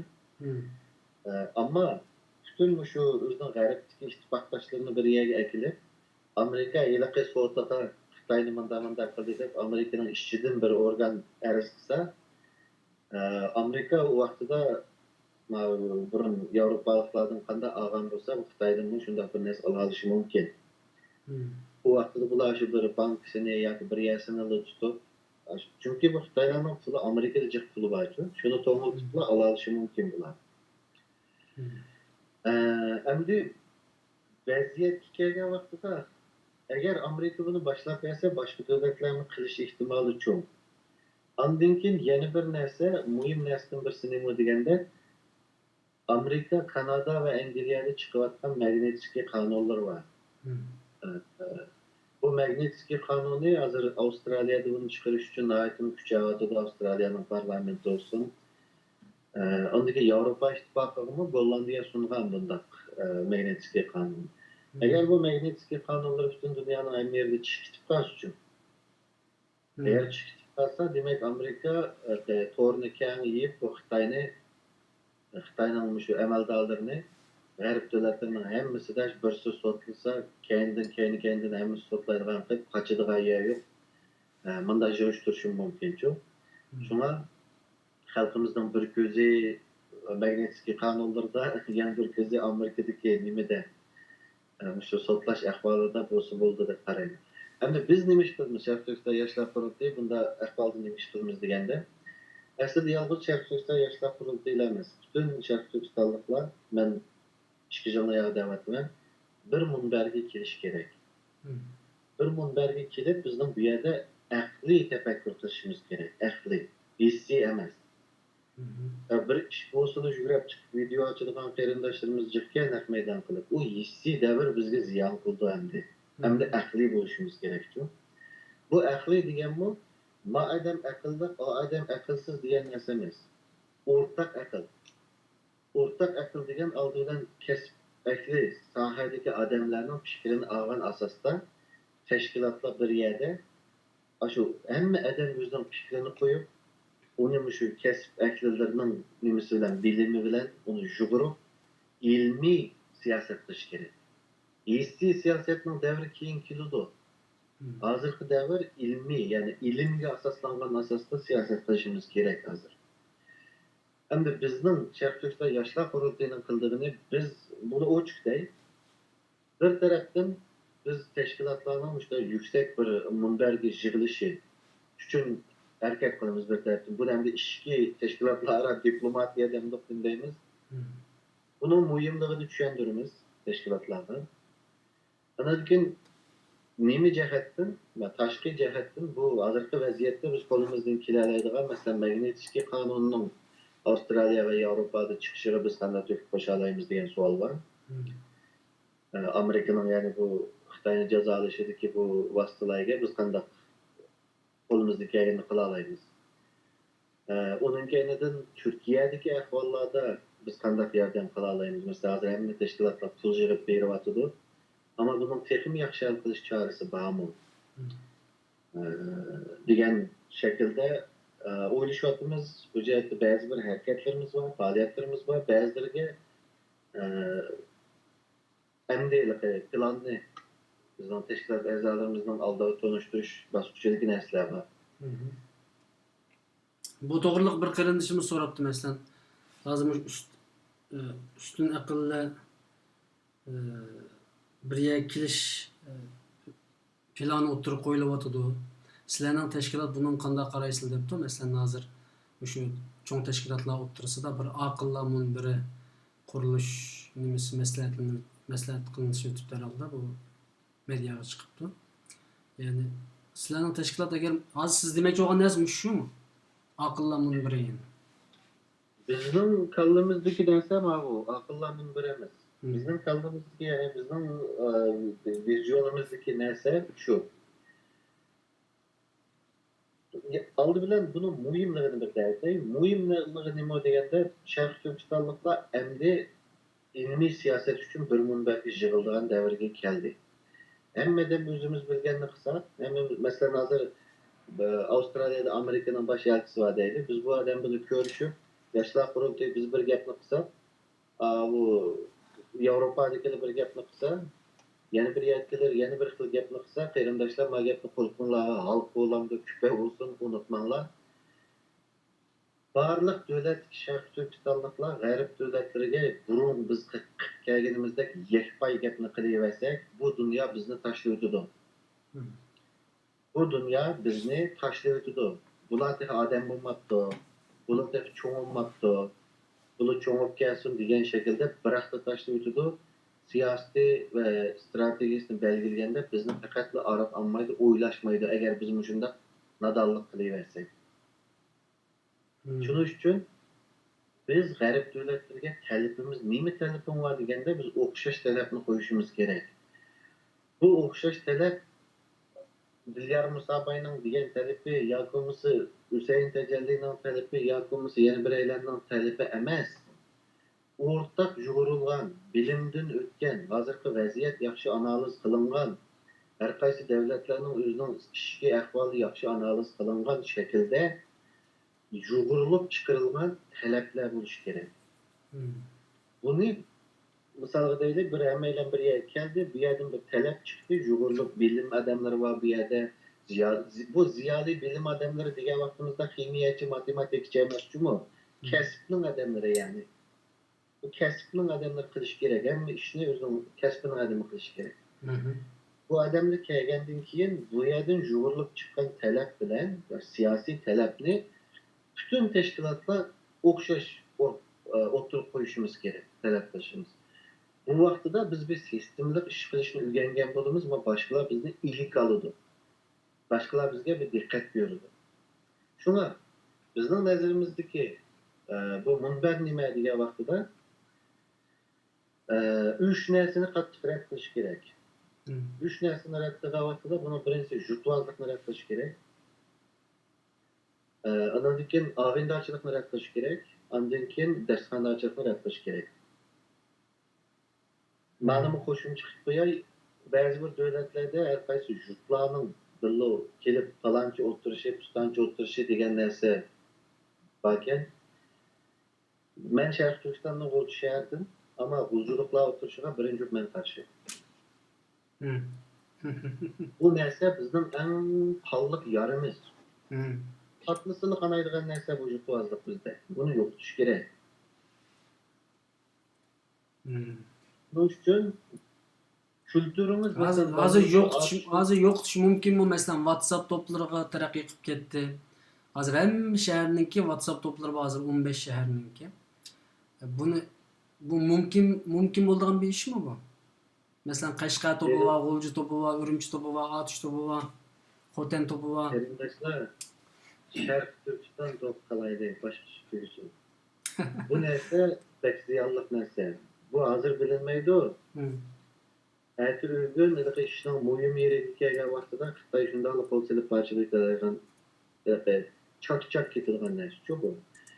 Yani Şərq Türk James Millwood deb Amerikada bir professor var, Uyg'urlarni tadqiq qilgan. Bu adamning bir maqolasi var. Shu maqolasida manda deydi. Xitoyning Şərq Türkistonliklarni, ya'ni Uyg'urlarni shaharlar bo'yicha bo'lib o'tishning, yurtvoz qilib bo'lib o'tishning hojati yo'q. Chunki jo'grafiya bularni bo'lib bo'lgan deydi. Bizning jo'grafiyamizga qarasak, 3 tog' ichki o'yman, undan keyin cho'l, uning cho'lidagi bo'stonlar bo'lish sababidan jut-jutning odamlari bir-biri bilan uzun mezgil ravon ko'risholmagan, ravon munosabat bo'lmagan. Shuning uchun har qaysi jutlarning kulturi o'xshamaydi. Oğulcunun kültürü başka, Kaşgar'ın başka, Altuş'un başka, Yenbiryan'ın başka. Bu normal, bunda buluşu normal. Ama bunda boğallık bilenler meyege tutuldu. Çetelde mi ayrılış taraftarı kırıp kalsa, çetelde biz bir yere gelmezden, bunu yani sorunlarımız çetelde mi ağırlık geçip kalsa, o vaxtıda çatak çıkıdı. Bu nesilden, bu coğrafya yaratkan bu bizim aciz noktamızdan Xitaylar yaxşı faydalangan. Bəzilərini Qaşqarlıq, o şu yerlik, bu yerlik, hatta Ulcu'da Astağın Tarancı deb millet çıkırıp etdili. Hazır çeteldi mi, Tarancı degenlerge mi, ben anca nemi kızıkmayman, yani o neslin ben karşısı da. Bunda gap yok. Uygur var, Şərq Türkistanlık var, tügüdü. Jut, o jutluk, bu jutluk diyen nesler ziyallık verendaşlar. Kim nemi kığıl bulmaydı bunun, yamalı olmaydı. Şuna gap çatınıp yapmışsın, sualga cevap vereyim. Birincisi jutvazlık, ikincisi ağayndarçılık, yani şu minin ağaynamti, bu minin tonuşum değil. Üçüncüsü dastxandarçılık, yani şu bizge tamaq sepirti deyen nesler yok olduran devir geldi hem de. Bu üç neslini kılmazsın, taşlar. Uyghur halkı dastxandan ayrıla alam sizningcha? Bunu qarang bundaq gap. Xalq yetaklameydi. Xalq bu deydi hozir hammadan sarxillik o'z ketdi, bizda sarxillar yetaklaydi. Sarxillar yetaklagan vaqtida xalqning ba'zi bir narsalarga xato bo'lgan narsalarda sarxil deganda kesadigan bir qir bo'ladi, pichoqni kerak. Sarxil degan hozir ma'ni desak, odam yomonlayotgan, hojim bundoq bo'lgan, bu ziyoli bundoq bo'lgan demasdan o'tirg'i hozirgi bundoq kritik, bundoq jiddiy ahvolda o'tirib etishni bilish kerak. O'tirg'i etib, bu narsalarni hozir tanishib, etmishimiz kerak. Bu üç nersini asas kılmaslık gerek. Jutvazlık, ağayndarçılık ve dastxandarçılık. Nemini asas kılımız degende, kasbning egalari keldi. Her qaysi teşkilatlar birden ya ikkidan vakil chiqarsin, hamma taraf kelsin. Oldi bilan men shu tadqiqotchilar bilan, bizning ziyolilar bilan munosabatlarni o'rnatdik, qaranglishyapmiz, bular bilan ba'zi munosabatlarimiz bor. Men bularning bir nemisini bayqadim. Haqiqiy kasbiy egisi, kasb ehli ziyolilarimizdan digisi var gap chiqqan. Teşkilatның rehberleri ve siyasi teşkilattaki adamlar, qaysi derneklerinin başlıkları dünyanın hem yerdeki. Bir yığın orunlaştırıp, teşkilat taraftakiler bir hatiri ilip, ziyali tədqiqatçılarının bir gipini bir anlap baksa. Ularning hozirgi vaziyat analizi nima? Hozirgi ahvolda biz nima ish qilishimiz kerak? Chunki hozir chiqqan bu dunyodagi krizis qarindoshlar, har qanday krizisda bir fursat birga keladi. Har qanday krizis o'zining fursatini tan akiladi. Shuning uchun bu virus bo'lib chiqqan bu lagerlar, bu krizislar amaliyotda fursat o'zish uchun. Buni to'g'ri ishlatsa. Shunga mening tavsiyam ayaklan teşkilatlarımız bir yere gelip oturup gidemeydi. Şunda olsun mu? Tədqiqatçılardan, ziyalilardan, hakiki kəsbi ilgisi adamlarının dünya vəziyyəti və biz qandaqlığımız deyən doğrusunda deydiğən gəplər badək durdu. Bina yeristlərinin teşkilat rəhbərləri bir anlatmasın.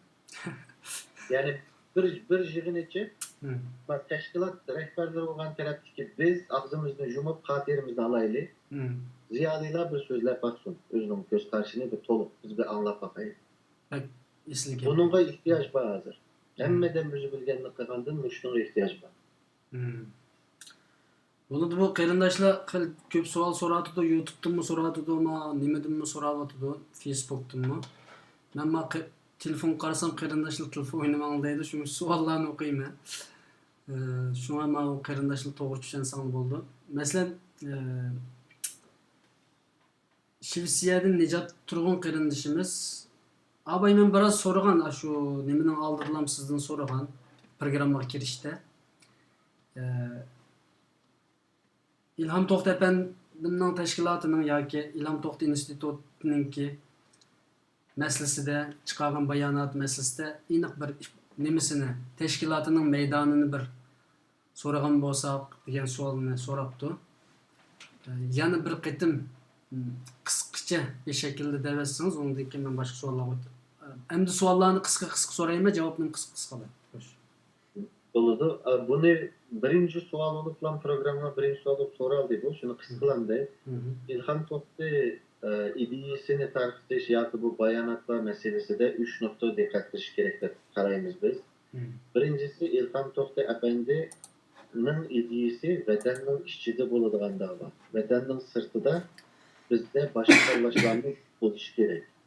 İkincisi İlham To'xta Efendim o ideyasini o'tirib qo'yganda bizde lagerlar içilmeyen, yüz minglab kızlar basqınçılık uçurmagan, yüz minglab insanlarımız ezen full şeklinde Xitayning şirketlerine, nimelerine bunda setilmagan. Uygurlarning uylariga erlerini tutib akirib ketib, ayoli va qizlarining iniga birdan Xitoyni akirib qo'ymagan vaqtlar. Shuning uchun İlham To'xta Efendim bugun bo'lsa, balkim bu ideyasini, bu qarashlarini rivayet qilish, ya'ni qaytadan qarab chiqishi mumkin edi. Buna dikkat qilish kerak deb qaraymiz. Üçüncüsü, biz o Uygurcha bayonot bilan inglizcha bayonotni o'tirishlik tarixini biz xato bo'lib qolgan bir technical xatolik deb qaramaymiz. O bilib turib qilingan deb qaraymiz va bizning maydonimiz Uygurcha va inglizcha ikki xil tilda ikki xil gap qiladigan davr tugadi. Bundan keyin nima gapimiz bo'lsa, qanday maydonimiz bo'lsa, ikki xil tilda o'xshash gapni qilaylik. Ve halk onun qanday inkas qaytırdı, qo'llamdi, qo'llamamdi. Halkqa qo'pab, sen pishtin pasatchi o'g'li deyishni aytdi. Halk sizning qarashingizda qanday inkas qaytirishni biladi. Shunga bizning maydonimiz bu, shu nuqtada. Xo'sh, men tunugun sizdan so'ragan bir savolni yana bir qarindoshimiz so'rabdi. Sharqiy Turkiston mustaqilligi uchun zarur bo'lgan siyosiy kuch bilan iqtisodiy kuchning birisi bo'lgan iqtisodiy kuch to'plash jihatida Dilyar Musobay Efendimning ko'z qarashini anglab beqish ehtimolimiz bormi deydi. Iqtisodiy kuch. İqtisod yaxshi savolni so'rabdi. Iqtisodiy kuchda bunday narsa bor. Masalan, biz hozirgacha xalqimizdan birinchisi pul yig'madik, ikkinchisi bir tashkil, ya'ni bütün teşkilatlarımız pul iltimas kılıvattan organlara biz pul iltimas kılmadık. Çünkü biz bununla biraz farklı qaraymiz. Bir yerde siyasetinin nazariyesi bilen düşündürey bunu. Yoki xalqaro munosabatlarda mi o'xshash bu? Xalqaro munosabatlarda tashqi yordam bunda bek hoş karşılanmaydı. Yani bir devletin belgen tashqi mındaqda g'arb davlatlarning Afrikaga yordamlari amaliyotda unchalam yaxshi narsa emas. Bu xalqaro munosabatlarda mustaq qaraydi sohada uchun. Chunki sizning olgan yardimingiz yoki g'arb davlatlarining Afrikaga bergan yordami aynı zamanda kontrol qilish nimasi bo'lib qoladi vositasi. Bundan qutlanmaydigan alg'a kelib qo'ydi. Shuning uchun Sharq Turkiston davosini qilayotgan tashkilotlar iqtisodiy mesele kelgan vaqtida siyosatda bunda bir qoida bor. Hech qanday bir organdan olgan pulingiz umumiy olgan pulingizning 20%da ishib ketmaslik kerak. Misolga deylik, siz Amerikadan deylik bir yerdan 100 ming dollar ilayotgan bo'lsangiz, siz boshqa o'xshamagan 4 manbadan 400 ming dollar ilayotgan bo'lsangiz, bu 100 ming dollarni ilang. Eğer de Amerika'da 10 bin dolar almak olsanız bir organiden, başka yerden 4 manbadan 10 bin dolardan 40 bin dolar kırvattan olsa bunu alırsınız. Bu vakti ne bulduğunuz?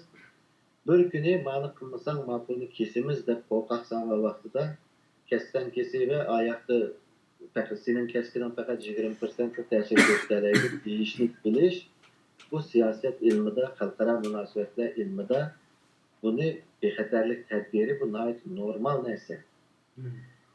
Bir devlet özünün ilıvatkan neftinin 25%'den 1% cık bir devletki bağlanıp kalsa biz bunu nefti bağlanıp kalan devlet deymiz. Şunun için Xitaymo neftinin bazısını İran'dan, bazısını Saudi'den, bazısını Afrika'dan mındak alıdıktan şeydi. Yani bu siyasetteki bu nesile şuar karakterlik deydi bu. Bilimen de şuar karakterlik sözlüsüyle hesap emez. Uygurlar'a erkinlik desiyle hesap emez. Bu siyasetin ilmi var, bunda kaidesi var. Şunu kanlaştırır mısınız? Bir günü Şeyh Türkistanlıklarının menfaatiga qilab ishlanib qo'yishi da pul kırgızıdı. Doğru. Hazır şu pulның tabi bunu bu tünügün bugünkü oyallarının içinden de bugünküçe biz Müslüman bolgandan keyin gümanlanish haqqımız yok hech qanday teşkilatdan ama bu temir kirmayli bo'pti. Xo'sh, masalan men sizga degan vaqtimda siz shu bovimiz O'senbay, Bavudinbayga o'xshash boy bo'lsangiz bo'pti ekan siyosatchi bo'lgandan deb bir chaqchaq qilgandim sizga. Qilsam yo'q, boy bo'lgandan siyosatchi bo'lgan yaxshi dedingiz. Siyosatchilarimiz xeli jiq ammo boy chiqmadim ishimizdan bilmadim. Bununla teşkilatlar amal tapamadı, liderler amal tapamadı, halkımız amal tapamadı. Neyim için bu dava iqtisadi menbe işimizden çıkmaydı degan so'z. Siz çalışkan çıkışınızda bir nim kıldığınızda, oturgattığınızda ben onu biraz aşağıdan başlayayım. Yani siz dediniz siyasetçi için baylı olan bulsanız puluyla bu teşkilatların bir yere gelip bulup dediniz. Ben dedim bunda bulmaydı. Puluyla sınav bakalım mı? Çıkay gelse şu saat ekilereydi bu teşkilatların bir yere gelip çakçak kılıçtı. Bu yerdeki ne şu andan ki ben sizge bunu düşündürüp bir söz edip yani Abay resimge siz ilanı çıkargandek ben musabaylarını evladım. Mine cemiyetimde Şerif Türkistan 2 Cumhuriyet'e 2-3 minister çıktı. Bunun birisi Şerif Türkistan İslam Cumhuriyeti, birinci Şerif Türkistan İslam Cumhuriyeti'nin Soğuda ve Dehkancılık Ministeri Obulaysam Musabay. İkincisi, ikinci kıtımlık Şerif Türkistan Cumhuriyeti Maliye Ministeri Enver Musabay. Bizden ecdatlarımız zamanında şu koludaki bağırını, mülkünü aldı bilen okuyucularını okutuştu. Okuyucularını Avrupa'ya evetiş, İstanbul'dan, hatta Dihli'den, şu nimede, Orta Asya'da, şu anda Sovyetler'de okuyucular terbiyelenip gelgen vaxtıda, okup gelgen vaxtıda Musabay'ın çok rol oynayan bunu halkımız bilirdi. Bu yerdeki məqsəd Xitayının hazır dəvatındaki atüşlü məktəb sahəsində heykelçiklər qoyuş emas. Bu adamların qınmaqçılığını bir ulusun inşası idi. Bir devlet kuruşunun asasını sanmakçı bolgan idi. Kim birinci Cumhuriyet kurulganda, Şərq Türkistan İslam Cumhuriyeti kurulganda onun iqtisadi cəhətdəki yardımı, iqtisadi cəhətdəki kollaşmasın, yəni baylarımızdan kelgen şu vaxtıda bu başka aileler var ama Musabay ailesi mi var bunun içinde ve Suudi Ministri Obulaysam Musabay olan. İkinci Cumhuriyet'in tekimi yaxşıraq bilirdi halkımız. İkinci Cumhuriyet'in hemen ciddi vaxtıda askerlerden tutudaki ötekten tartıp beşilik şepkisigice, belirlik tasmasıgice, meclisteki ordenigice, koludaki koralıgice bizden baylarımızdan kelgen. Bunun yani birinci orunda turduğunu Musabay ailesi. Bunu bütün tarih bilirdi. Hatta ki tarihi materyalda da kızıkmaydıqallar, bir roman kızıqıdıqallar anlayırın okusumu bu yerden bəzi uçurlarını alıdan. Benimiz doğru musumu lekin münasebetlik yerini. Ama hani baylarımız şunda kalan bir yere ekegen. Bütün bağrını, pulunu atkan meydanda. Gulcudaki zavut bütün Milli Armiyanın formasını, ordinini, tasmasını, şepkisini, ötkünü teyyar kılgan. Hatta ki Gulcudaki Cumhuriyet yeni kurulduğu vaxtıda kembeğel diyhallardan bayanmayımızda bu Gulcuda 4 aile Bunun birisi Musa Bay, Enver Musa Bay, ikincisi Abla Bay, 60 kadem, üçüncüsü Balıs Bay, bir Kazak adam, dördüncüsü yani bir Kaşgar'dan çıkan bir adam. Dört bay Şərq Türkistan Cumhuriyeti'nin bicini töləşdi ya, xalqdan almanlar biz töləyledi. Hem de kileyli şular hemmisi değil oldu. Kimden koldu nabıt oldu? Ziyalilerden koldu mu? Generallardan koldu mu? Kimden koldu desiniz? Siyasetçilerin koldu yok oldu hemiş. Siyasetçiler mağlup olsa ne kural, ne devlet, ne mal mülk işlemi kalmaydı. Şunun için bugünkü devirde siz siyasetçiler ciddiysiniz. Ben bir siyasetçi görmeyin. Bizim muhaciratı. Siyasetçimiz Hemmedem siyasetçi hazır haberimiz yokmuş. Ha, siyasetçimiz aktivist çıktı ama siyasetçi boğallar devlet menfaatini qoğdaşını. Bu yerde siyasetçi buluş için aldığı manası gerek. Siyasetin ilmide mensubiyet denilen bir nes var. İngilizce sense of belonging deriz. Mensubiyet duygusu. Aldığıdan bizden adamlar aktivistler veya teşkilat başlıkları üzünün neye mensuplarını buluş gerek. Bu abay kıtımı biraz yatıdı. Biz yaşamaktan devletimizge mensup mu ya Şərq Türkistan'ı mı? Bu mesele indi olmayı durup siyasetçi olamayız. Bu mesele indi olmayı durup Şərq Türkistan'a vapa kelediğin, Şərq Türkistan'a paylı kelediğin siyasetçi olamayız. Aldılar mensubiyet birinci mesele. Bunu ben yazı atımın Şərq Türkistan Yaşlar Kurultayı'nın 6 prensip edip bir nesini. Onu da görələysə birincisi mensubiyet yani. Şərq Türkistan ulusu mensup bu adamdan vapa keledi. Yani Uygur milletine mensup olsa kültürel olsa siyasi emas asli. Onun nəzəriyyəsini bilməyənlər Uygur'a tamamen dövlət kurman dağıtıdı, onu tamam. Bu yerde mamı noktanı devleteymiş, şöyle ulus birimi cidili de nüfuatıda derinleşti. Bu temada biz bir göz karaş oturup koymadık ameliyatçı. Biz bir ilimle bir sahəni tanıştırdık. Şimdi bu yakka birinci olup Profesör Abdüştarlık Ulus diyen sözünü attı. Keyin otobüsü men programlarını kalan buldum sözlüdü. Keyin Rupiye Turduş Hanım bunu en yukarı perdesiyle çıktı bir kitap yazdı. Hem de kırındaşlar. Karşı karaştıki ya bu bizden meydanımızda karşı karaştıki kırındaşlar. Eğer ziyali bulsanız, eğer akademik ahlakını bilsiniz, sizden kıldığı işiniz kilinle karma karşıya ekranı çıkaydı desek çıkış. Onu kırmadınız, çıkmadınız, kaçtınız tamam.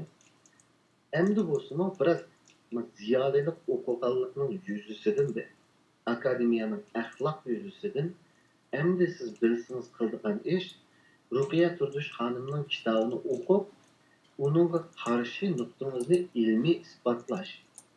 Ve hatta kolunuzdan kelse karşı bir kitap yazıp çıkış. Onu kırmazsın, balcır, o yaktın, bu yaktın da toplu bölümde yani sözler, Facebook'lar kılanın hem de faydası kalmaydı, kalmadı fakat özünüzü çökürdü. Çünkü sizin karşı taraftaki adamlarınız, yani karşı yakındaki adamlar ilmi noktadan bir kitap yazıp çıkarıp oldu. Söz uçar, yazı kalır deydi bu Türkler. Hem de korkup yapmanın vakti tügüdü, onu stoğurluk hem de yazın. Yazıp bunu hazır kılalım. Bunu koşup koyayım.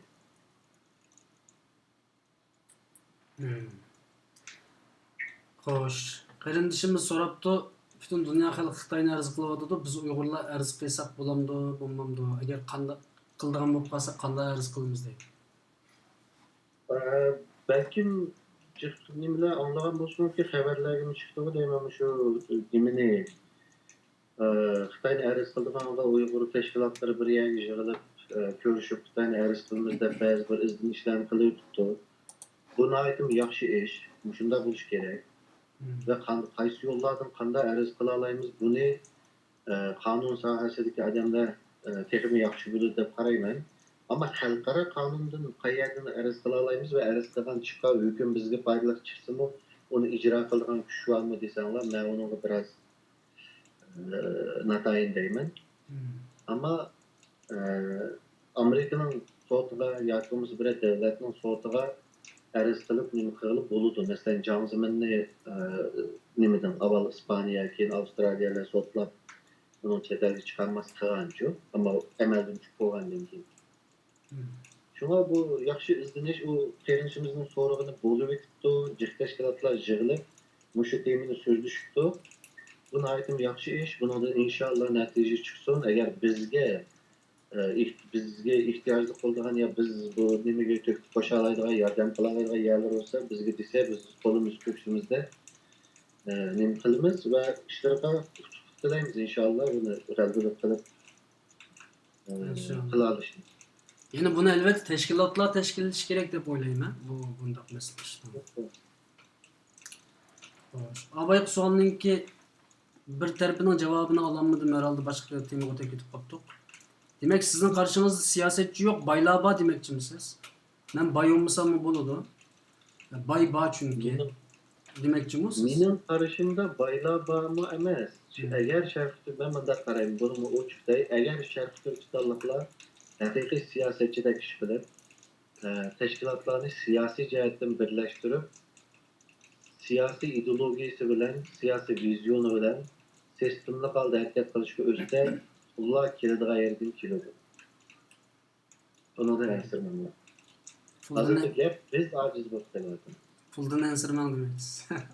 Puldan ensirmenler, ben mandak değil. Belki pul dese bizim kıyırındaşlarımız ya da 10 milyon dolar, 100 milyon dolar, 150 milyon dolar ödemende anda oldu değil. Kıyırındaşlar, Şərq Türkistan meselesi dünyanın birinci ve ikinci çoğun devletinin ortasını kılıvattan bir mesele.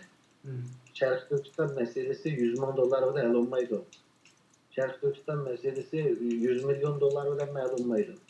Şərq Türkistan meselesinin el oluşu milyar dolarla el oldu. Bu milyar dolarını bayredin jılıp oğulu bulmaydı. Bu milyar dolarla kilidine yerdiğim kilido ki. Mühimi siz şunu başvuralığı dek siz düşün süpet bağımı. Bir 20 milyon dolarını bir başvuru bakan şirkette bir adam bağımı.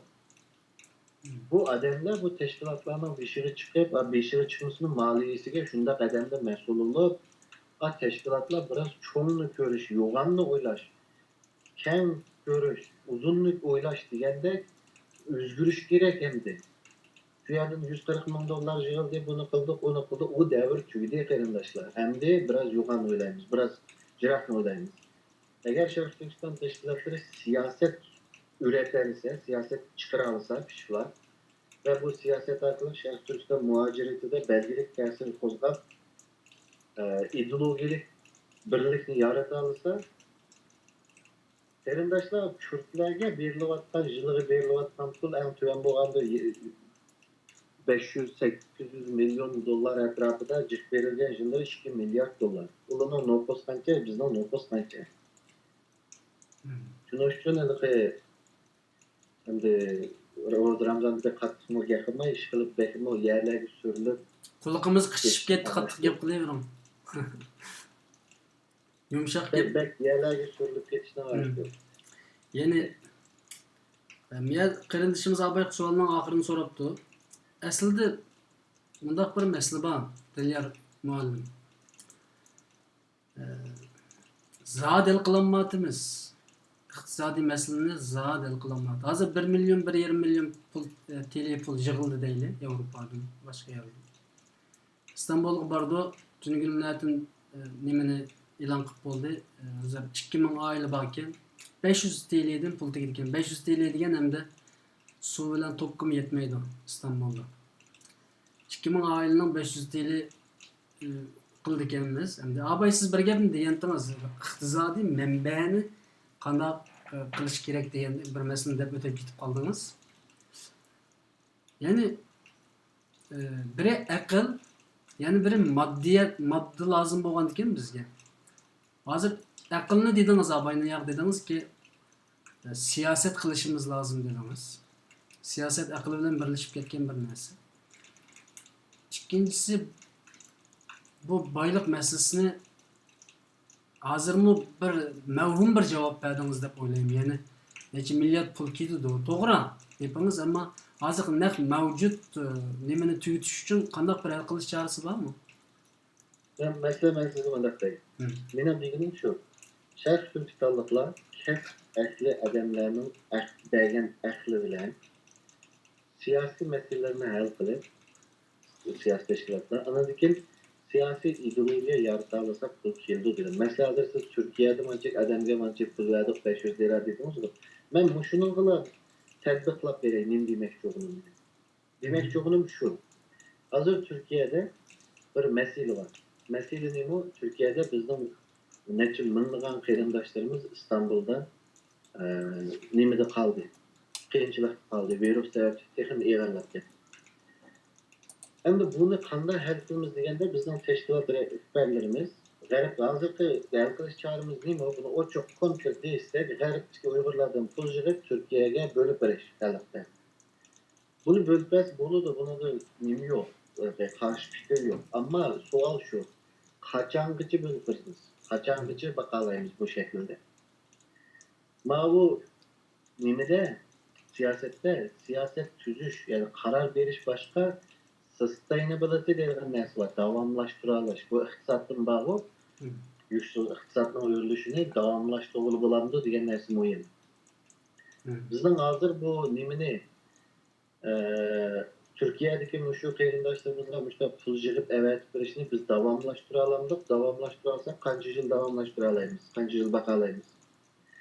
Agar davomlashtira olmasak demek biz 3 aydan 6 aygacha bir şu hozirgi shaklni davomlashtirib turib 6 aydan keyingi boshqa tadbir tepishimiz kerak. Bu boshqa tadbirni deb bo'ldi ziyolilar. Professor Abdustarliq dedi bu odamlarni Anatoliyaga chiqib ketib ko'ylarga yerlashtirish kerak dedi. Yani İstanbul'da 20-30 bin adamni bunda süründürüp bu yoqdan bu yoqqa ya mektubi yok ya başka narsa yok.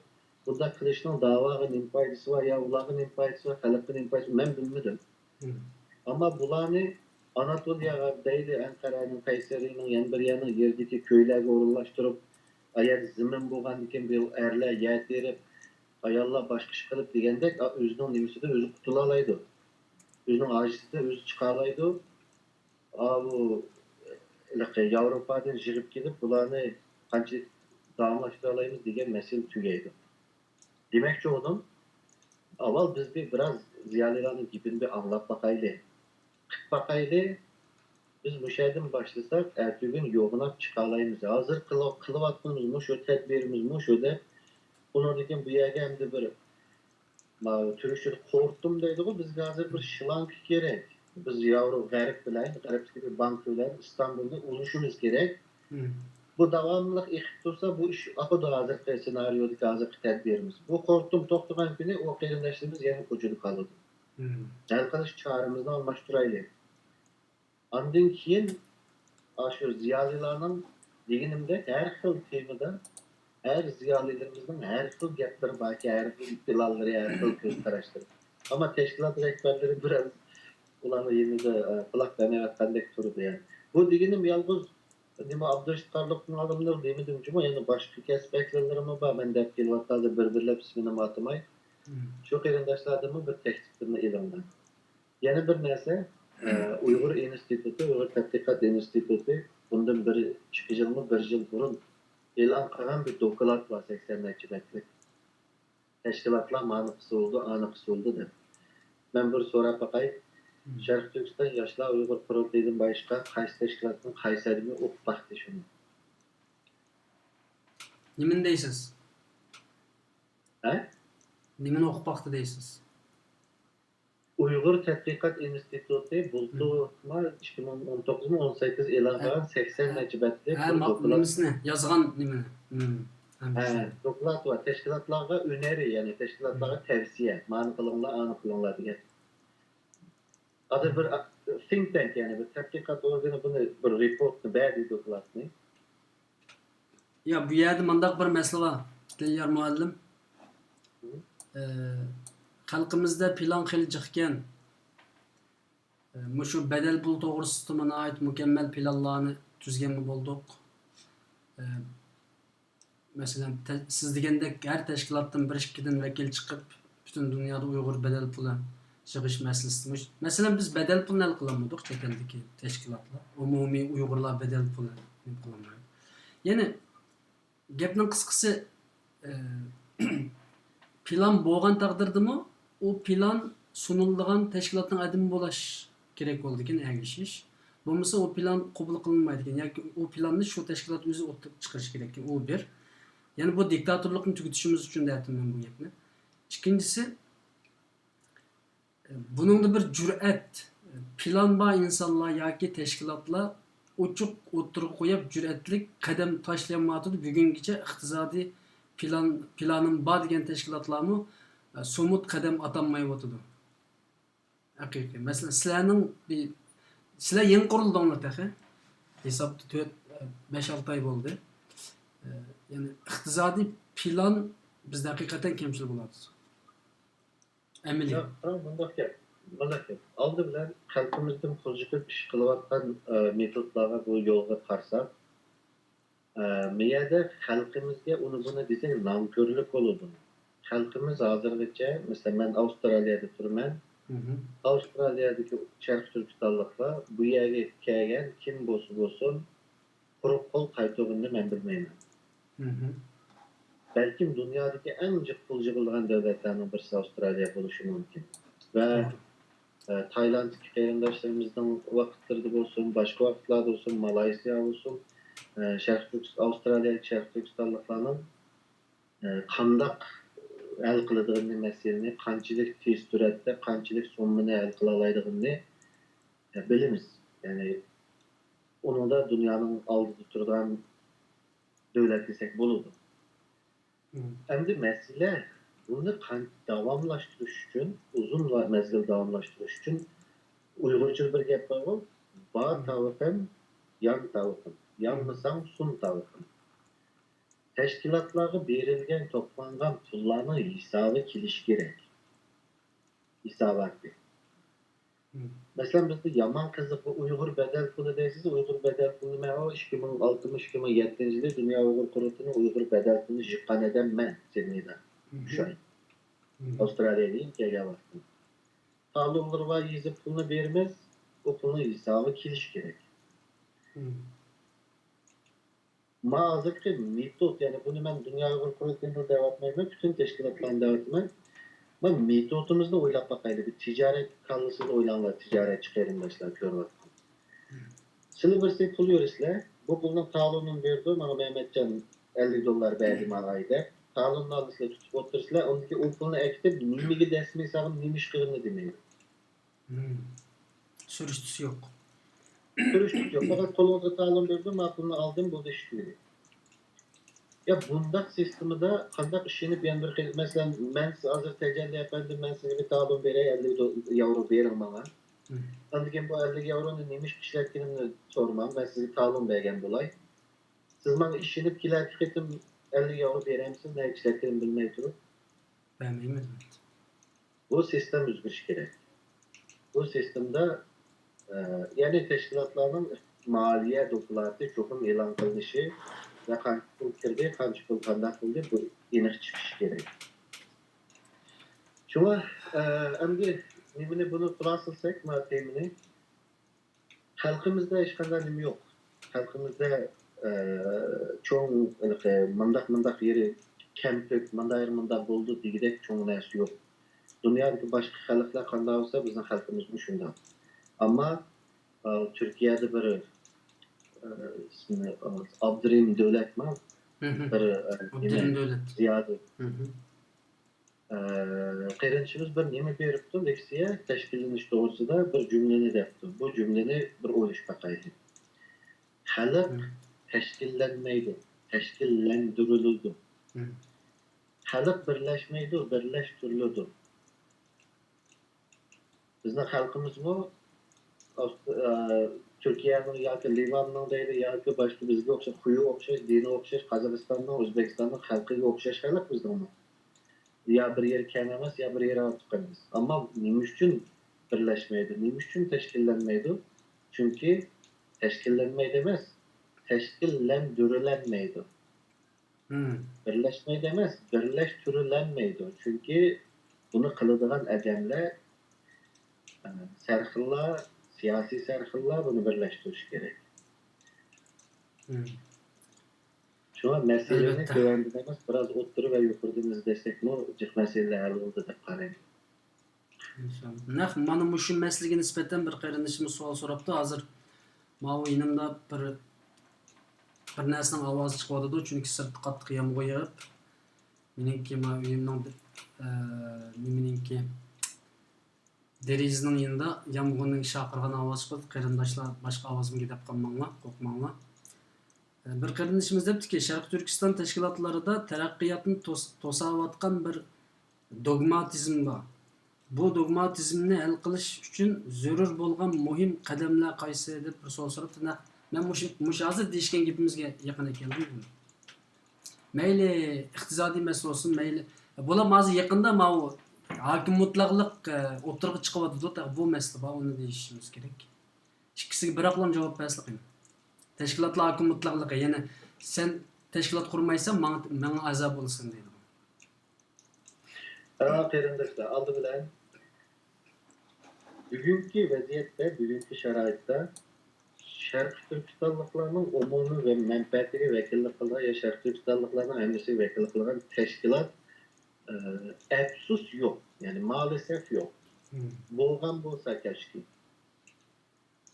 Bazı teşkilatlar bu iddianı kılıdı. Ben malak vekillik kılmada iddiası var. Lakin iddiağı güçlü, asas yok. İddiağı güçlü, nimi yok, evval yok. Yani Şərqi Türkistanlıqlarga heç qaysı təşkilat öz aldığı vəkillik qılanmaydı hazırki vəziyyətdə. Biz Şərqi Türkistan Yaşlar Qurultayı, biz dünyadakı barlıq yaşlara vəkillik qılımız digər işimiz yox. Gepimiz yox, onda iddiamız yox. Bizgi belə təşkilatlarla və şu təşkilatımıza Şərqi Türkistan Yaşlar Qurultayı əza təşkilatının əzaları vəkillik qılımız tüydü. Bu Nimo degende abiyamkın mensubiyetindeki hazır devattan gepimiz meşruiyet. İngilizce'de legitimacy deyimiz. Yani her kanda teşkilat bir iddia attığında oturga men manığı vekillik kılma ya manda kılma degende onun asası oluş gerekir, meşruiyeti. Hazır Dünya Uygur Kurultayı bu Şarkı Türkistanlıkla vekillik kılmamız degen bir iddia var ama onun meşruiyeti yok. Yani saylamdan ötken, kanunlarda ötken bir meşru asası yok o gapni. Şunun uchun teşkilatlar bu nimede qarinishimiz degan dogmatizmda pek to'g'ri so'zni tushunibdi.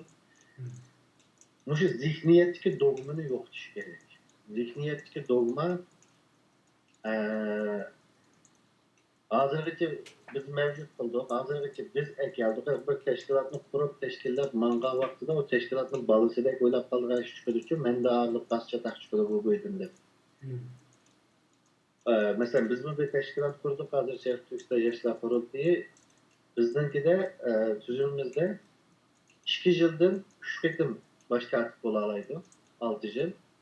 Ondan ki biz aşı alayda şu bu teşkilat menen balam deyip düşmeye oturmamız bu da 3 ketimdeki kovlayımız ve bu maddemizni özgertken olmaydı yani. Onu 5 yılga 10 yılga çıkarıp edip ne oturman desem olmaydı. Aldı bilen şu bu adamlardaki hem de qanday hal qilamiz deseniz bunun iki yolu oldu. Birisi şu adamlardaki sapan, şu adamlardaki seviye, şu adamlardaki an, vatan davası için mağballı yetişip yaşlar çıktı. Mağla olmuşsun buna dikin biz müşincilik kıldık deyişi. Ya olmasa hem de nimdeyimiz hem de Allah insaf verse onşulu dedendik nimdeyimiz.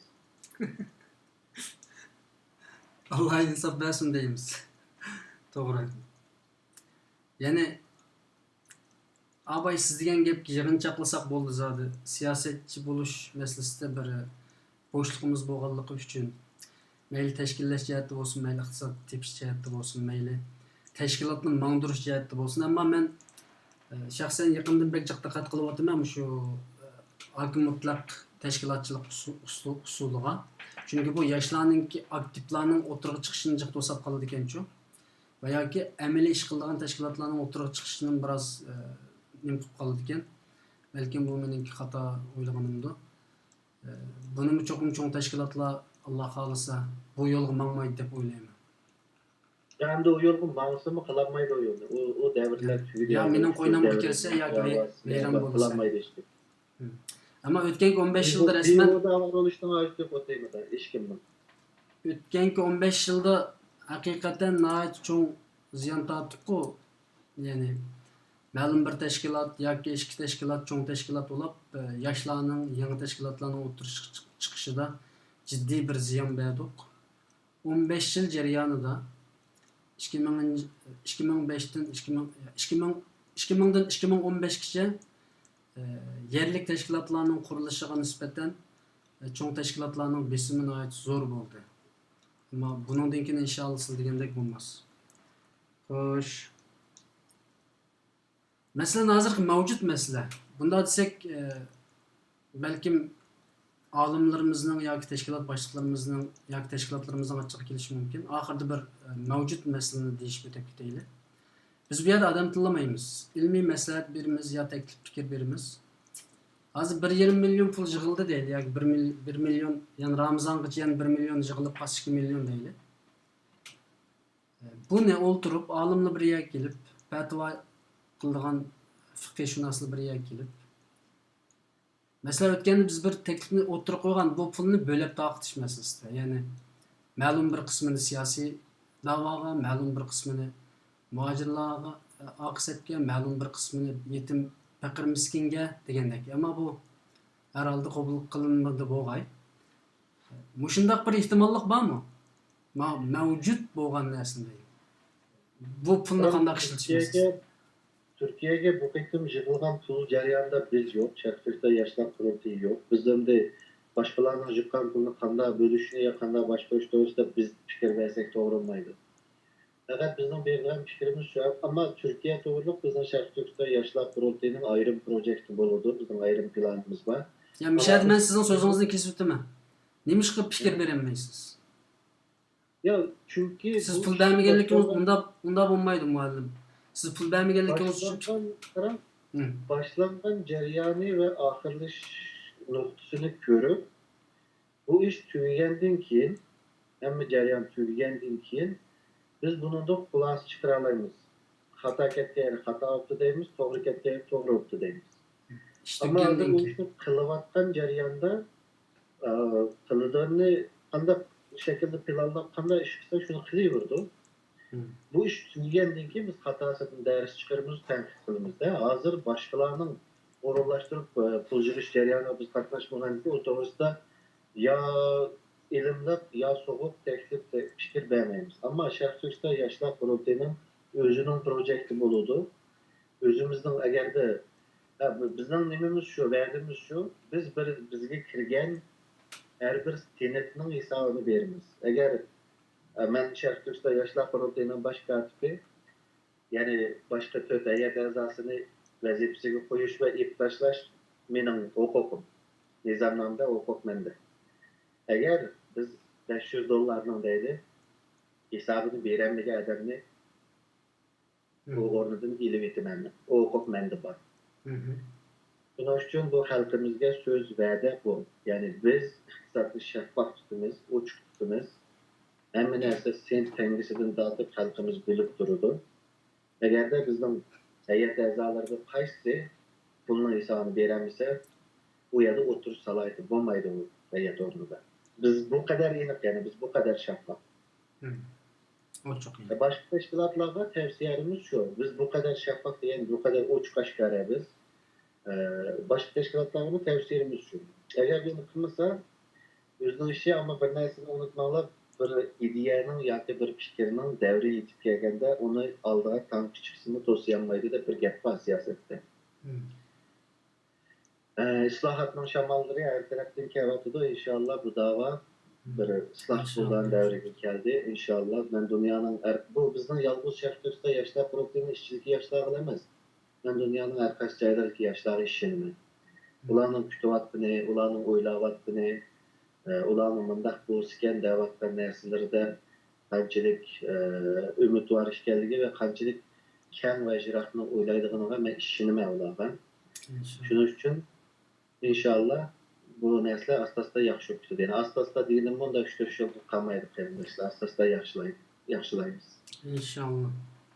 Elbette bazen gap so'zlarni qilishdan men qo'rqayman, ammo bir demokratik bir fikr qilish usuli Uyg'urlarda bir Bob Qasiken dep özümnün nimisiga qaramay, çünki nurgun mesela programmadan keyin nurgullar qabul aydı eken, pulni biz yig'sak sen u yerda nima gaplarni qilsan deydiganlar bo'lishi kerak. Mesela bizning studioni har qanday odam tanqidlasi bo'ldi, fikr basi bo'ldi. Aytilamaylan ilmiy tanqid ko'nak. Ammo bizmi tashkilotlarni, shaxslarni ilmiy shaklda yaxshi ko'rib turib, chiroyli bir fikr qilish nimisini yetildirimiz deb şu bu yerda ishtiroklarda uni deyishyapmiz. Albatta biz haq chiqqan pulga biz ayaga bagin bu yerga to'g'in deyolmaymiz. Ammo qanday bo'la? Ya'ni buni texim bir yaxshi qilib bo'ladimi degan masalani o'tirib qo'yapmiz. Balkim o'ylash mumkin yoki buni 2000 oilaga bir aql taqib yo'q qilib etmay yoki bir qismini bir mablag' salamdiq yo bunday qilsa qo'lam degandek masalani o'ylab qilishi mumkin. O'ylasin, o'ylamasin u o'zining ixtiyori. Xo'sh, bizniki vaqtimizning keyiniga keldik qaraldi. Yani bir 9 minut kaptı, 3 saat olduğunda ayaklaştırdı. Belki uzayıp kestim o kayındaşlar. İşte kayıştırıyor. 2 saat 30 minut bo'ldi. Endi tugasak bo'ladi. Eng oxirida buningga yuqorqi deyilgan gaplarga qaytib qo'yadigan so'zlar bo'lsa, alima bo'lmasa, sizlarning Sharq Turkiston yoshlar qurultayinglar bundan keyin buning qismini so'rmayman. Bundan keyin nima ish qildi? Amaliy degan bir savolga bir qancha amaliy ishni deb berishlarni umid qilaman, albatta. Chunki shunda jiqib ketdiki, bu quruq yapiladigan tashkilotlar shundoq shu arvoz gap amaliy ish yo'q. O'tgan deyish bo'lgan gapga qo'shimcha qilib qo'yadigan so'zlar bo'lsa bo'ldi, bo'lmasa savolimga javob bergandan keyin programmani oyoqlashtir. Başka qo'shimcha qilib qo'yadigan narsa yo'q. Hozir siz degandek shu demokratik mana qo'shimcha qilib qo'y. Ba'zi odamlar deydiki, bu demokratiya degan Uyg'urlarga to'g'ri kelmaydi. Demokratiyani biroq qilib bo'lmaydi. Ba'zi yerda diktator bo'lish kerak, undaq. Mening bunga javobim shu. Demokratiya sizning kallangizga bo'lmaydi, kichik kallangizga. Bu demokratiya Uyg'urlarga bo'lmaydi degan gap, ya'ni bu erkinlik, hozir siz degandek tanqidiy fikrlar, bu narsa bo'lmaydi degan gap, bu Xitoydagi Xinjiangcha tafakkurning minisida qatqagan qoldiq bu. Bizda shunday yaxshi bo'ladi. Demokratiya degan shu, ya'ni bundan ba'zi so'zdan ansiraydigan qarindoshlar, demokratiya degan rahbarni xalq saylaydi, ko'pchilik saylaydi, qarorni istishora bilan, maslahat bilan oladi. Ochiq tanqidiy fikrlar bo'lsa bo'ladi degan narsa bu demokratiya. Unda qo'rqinchli narsa emas. Shuning uchun bu yerdan hech qanday ansiraydigan, ya'ni biz bir demokratiya bo'lib ketsak, Uyg'urlarni boshqa qilolmaydi, kontrol qilolmaymiz, biroz diktator bo'laydi deganlarni ko'rdik-ku. Bundan shu. Bu Xinjiangchi tafakkur, Xitoyning o'zlab qo'ygan narsa bo'lmasa, buni qo'shimcha qilib Onundaki özümüzden konkret nesnelerden imiş kılımız degende biz aldı bunu bulduk qarindoshlar. Biz bazı devletlerin parlamentlarıyla alaq bulduk. Bazı devletlerle görüşdük. Bazı nimeler bilen mektuplaşıp ulardan cevaplar kep oldu. Endi konkret imiş kılımız degen vaqtida eng muhim narsa ma'lum. Mayli bir faaliyet qilayli, bir harakat qilayli, bu narsaning bundan keyin maqsadi bo'ladi, niyati bo'ladi. Konkret nimish qilamiz deganda biz bir Sharq Turkiston mustaqilligini yoyadigan media qilamiz. Bu Sharq Turkiston mustaqilligini yoyadigan media mavzu. Andan keyin chet elcha inglizcha media qilyapgan qarindoshlar bilan hamkorlashib biz Sharq Turkiston mustaqilligini, ya'ni hozir lagerlar masalasi deymiz, boshqa masalalar deymiz, inglizcha taratqular bo'lyapti. Lekin Sharq Turkiston mustaqilligining ideyasini inglizcha yoyadigan narsalar pek az. Sizlarga shunday bir narsani dey qarindoshlar. Bazı hükümetler bizga degan gap, ya'ni bizning Sharq Turkiston da'vosi to'g'risida deyilgan gaplar ma'lum. Mustaqillik degan gapni bizlarning tashkilotlardan izchil turda anglab baxtmidik. Ben buni ochiq deb qo'yaman. Shuning uchun qarindoshlar, mustaqillik, Sharq Turkiston mustaqillik deb shuar to'lash, quruq shuar deydi. Amaliyot bu da'voda uningda yo'g'an boshqa quruq shuarlar bor, u boshqa tarafda xuddi Abaykadek bir teşkilat Şərq Türkistan xalqiga vakillik qiladi degan gap hozir Şərq Türkistan davosidagi eng chong qo'rqish bor. Hmm. Eng asosli qo'rqish bor shu. Yok gap. Yani. Shuning uchun Aldığımızda çıkışı mümkün inşallah. Vekillik kıldıran teşkilat. qo'rqishlar bilan ish qildi, qo'rqishlar bilan qildi degan vaqtida ya'ni eng chong qo'rqishlarning nimaligini bir xotirlatib qo'ysak bo'ldi shunday qarindoshlar uchun. Chunki hozirgi eng chong qo'rqishlar shu. Buni barliq tashkilotlar vakillarini chiqarib bir munbarlashgan yoki majlislashgan shaklda Sharq Turkiston xalqining irodasiga vakillik qilamiz desa bo'ladi, qila oladi. Yani Onun asası. sizningcha prinsipal jihatda siyosiy o'rinlarda, siyosiy xalqaro siyosatda Uyg'ur tashkilotlarining hech qaysida mustaqillik deb prinsipal jihatdan kirgan tashkilot yo'q demoqchisiz. Hech qaysidan emas, kirgan ba'zi tashkilotlar bor, ammo izchillik yo'q. Mesela bu teşkilat kirib bir narsa desa, keyin yana bir teşkilat uçup kelib, o shu aninkini dumli qo'ydigan gap qilgan ishlar yapar. Buning uchun oldi bilan qarindoshlar, Sharq Turkistonning mustaqil bo'lishiga ishonish va Sharq Turkistonning mustaqil bo'lishi uchun shu niyat bilan harakat qilish boshqa. Sharq Turkistonning mustaqilligiga ishongan adab hozircha yumshoq yo'lni yoki boshqa yo'lni tutib turgan bo'lsa-mu, mustaqillikqa xilof gapirmaydi. Farqi bu. Ya'ni biz hech kimni barliq tashkilotlarni Sharq Turkiston mustaqillikka kiringlar demoqchi emas, chunki buni to'g'ri tushuninglar. Uni deyolmaydigan tashkilotlar va hozir qilmoqli sharoitlar sababli uni to'g'ri tushunamiz. Ammo kutadiganimiz Sharq Turkistonga mustaqillik hozirgi sharoitda uni deyolmagan ekan siyosiy so'rovlarda deyoladiganlarga yo'lni ichib berib o'zining yo'lini meniversin. Yana birisiga Sharq Turkistonga mustaqillik yo'liga ziyonliq gapirmasin. Bir narsada men ma'lumni ta'kidlab qo'yay, siyosatda bir narsaga 3 xil javob bersiz. Birinchisi qo'llaysiz. Ikkinchisi qarshi tursiz, uchinchisi ko'zingizni yumib, qo'lingizni yumib, gapirmay, og'zingizni yumib jim tursiz. Shuning uchun Sharq Turkiston mustaqillik deb tashkilotlar chiqqan vaqtida qo'llay olgandek uni ochiq so'rinda xalqaro munbarlarda qo'llay oladiganlar qo'llasin. Yoki bo'lmasa ko'zini, qulqini, og'zini yumib jim tursin. Ammo hargiz qarshi gap qilmasin mustaqilligimizga. Mustaqilligimizga qarshi gap qilingan ahvolda bu tashkilotning bularning niyati nima degan savol chiqadi. Buni unutmasin işte.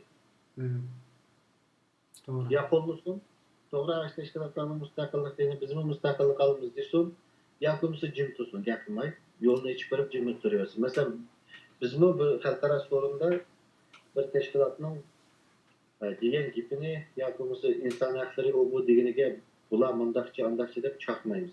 Ha, yana bir narsa. Qarindoshlar tashkilotlar o'lash-to'lash bir-birini chaqirgan ishlar endi tuyursin. Yani hozir bozor silinayotgan yani ko'z qarashlarning ichida masalan Xitoy kompartiyasini dushman bilamiz, Xitoy dushman bo'lmasligi mumkin degan fikrga cho'mi. Yani bir qarindoshimiz yozib ekan oxirida so'rayotay unimi. Sharq Turkiston yoshlar qurultayining maydoni shu. Men sizlarga shunday bir narsani beraman, uchurni. Wilson Center'da bir tadqiqot markazi Stalin bilan Liu Shaoqining 49-yili 7-6 oyda ko'rishgan, yani bizning vatanga kirishdan burungi narsasini e'lon qildi, xotirasini. Buni bir ziyoli qarindoshimiz mana batlab evet berdi. Shunga qaraganda, ya'ni Stalinning Liu Shaoqiga degan gapi men so'zmi-so'z deyman ku. Xinjiangning ishg'olini kechiktirmaslik kerak. Yani ahiri bor, uni keyin vaqti kelganda chiqaramiz. Vaqtida Xinjiangni ishg'ol qilish kerak degan so'zni ishlatgan. Shuning uchun Sharq Turkistondagi Xitoy ishg'olchi Xitoy. Sharq Turkiston ishg'ol bo'lgan deganda so'zni to'g'ri ishlataylik. Söz occupied nation deymizda, ama asli xalqaro qonun tushirdigan nima deganda bu bir koloni. Koloni degan avval hukumatni bostirib kelib, keyin xalqini yutkab kelib, bu zaminni avag'an bo'lsa, buni koloni deydi, colonization deydi. Shuning uchun Sharq Turkistonga 49-yildan keyin chiqqan ko'chman Xitoyning hammasi qonunsiz. Xalqaro qonunlar. CCP'ni düşman demdik, yana birisini düşman demdik, Xitoy demokratlari va yoki boshqalar sizlarga aql bergan vaqtida bu Xitoy demokratlari nima deyapti deganni o'ylashinglar qarindoshlar. Kimning manfaati turyapti deganni. Shuning uchun bizning Sharq Turkiston yoshlar protesti maydoni shu. Sharq Turkistondagi ishg'olchi Xitoy Sharq Turkistondan chiqib ketish kerak va biz Xitoylar bilan qo'shni holatda yaxshi yashay olamiz. Ammo Sharq Turkistonning ichidagi ishg'olchi Xitoylar bilan birga yashay olmaymiz. Bizning maydonimiz bu. Allah razı olsun, rahmet. Vaktimiz bir yerge bade sizlerden herhalde tanıtıp kaldı. Bir kecha avar qilgan bo'ldik. Sharq Turkiston Yoshlar Qurultayininki katibi Dilyar Musabay efendimle. İnşallah aldığımız zamanlıda yani tekrar ekranga kelip siz yazayotgan kitap ve yoki tashkilotning nizomnomalari to'g'risida yana qarindoshlarga ma'lumot berishingizni umid qilaman. Bugün gayet güzel bir sohbet oldu. Qarindoshlarning savollariga javob berdik. Ba'zan savollar qolib qoldi chunki Facebook ham YouTube'dan tangla yayın qilganligimiz uchun, tarqatganligimiz uchun taxminan ikkala tarafdan 100 dan ortiq qarindoshlar bir vaqtda ziyorat qilgan bo'ldi bizniki programmamizni. Hammalardan shuni so'raymiz, davomli ham bahrlab bu yangi chiqqan, yangi qurilgan va amaliy xizmat uchun atlangan shu orvozlikdan jiroq amaliyotga yaqin bo'lgan tashkilotlarni umuman qo'llashimizni umid qilaman. Qo'llash mushu so'zlarni uvatish bilan boshqalarga bildirish bilan bo'ladi. Albatta bu kechalarda aramanmay bizga gayet qimmatli ma'lumotlarni bergan bo'ldi Dilyar efendim. Oxirida agar qetib qo'ydigan bir ikki qiz kalimangiz bo'lsa, xalqimizga, qarindoshlarimizga, muhojirlarga, tashkilotidagilingizlarga olaman. Undan keyin programmamiz tamom. Oldi bilan qarindoshlar hech qanday haqorat va so'z nimasi bo'lmagan asosda, ya'ni bu qarshi tarafning shaxsiyatiga hujum qilmagan asosda munozaralar va savol javoblar gayet normal. Buni bir qanday yerda qila olish kerak xalqimiz va qilish kerak.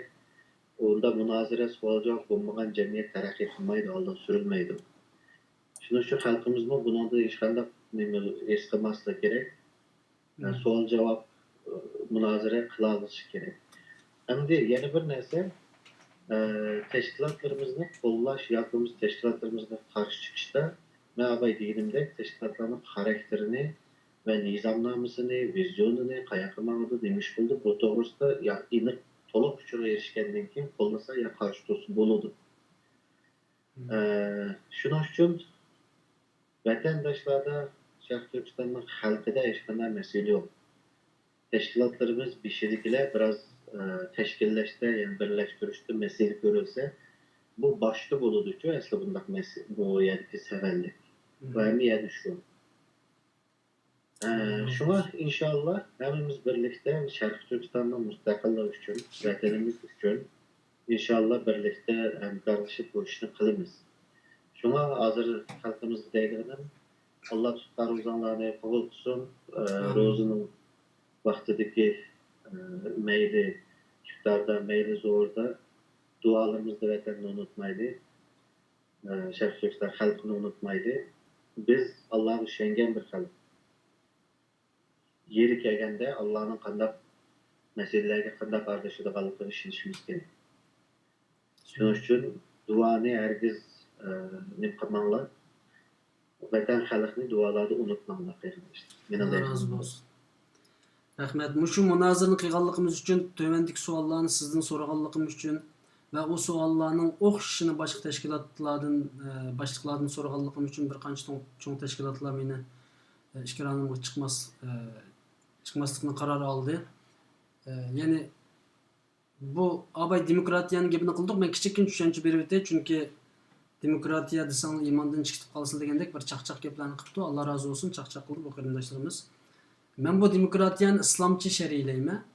Eng cho'ng demokratiyani hamda bularning so'zi bo'yicha xalq o'zi o'ylaganini xalq o'zi belgilaydigan bir tushunchasi bo'lsa demokratiyaning. Ama Allah birinchi shayton huquqni bergan erkinlikni, uningdan keyin insonlarga bergan, jinlarga bergan. Men bu shaklda tushunmayman. Erkinlik deganga Neh Uygurca kelimesini ben tapamadım. Onun için demokratiya degen kelimeni işlettim. Allah insanlarga sen halısan kafir ol, halısan maň işen, halymysan işenme, halysan cennetçi, halysan dozakçı däwatkan bu erkinlik paýada bizim bir pikir kılıç, münazır kılıç, ilmi tanqid kılıç hukukumuz bolaş gerek musulmanlar. Bunun için unda kararlarını almaňlar, fikirlerimizi kelinler, münazır kılaylı, birbirimizin ilmi tanqidleşeýli, birbirimizge teklip pikir bereýli, birbirimiz bilen bu şekilde terakki kılaylı demekçimen. Hoş. Unda sen maňa Allah'a tapşyrymyz, ýa bir qytymlyk programma kägeçe. Allah'a amanet. Sizge köp rahmet Dilyar Musabay efendim. Sizge rahmet etmez. Yokap ketmey çıkıp durun, bolmasa ensirap kaldy ekenmiz. Oldu inşallah. Bunu da hemmeň Allah'a tapşyrdyk. Allah'a amanet.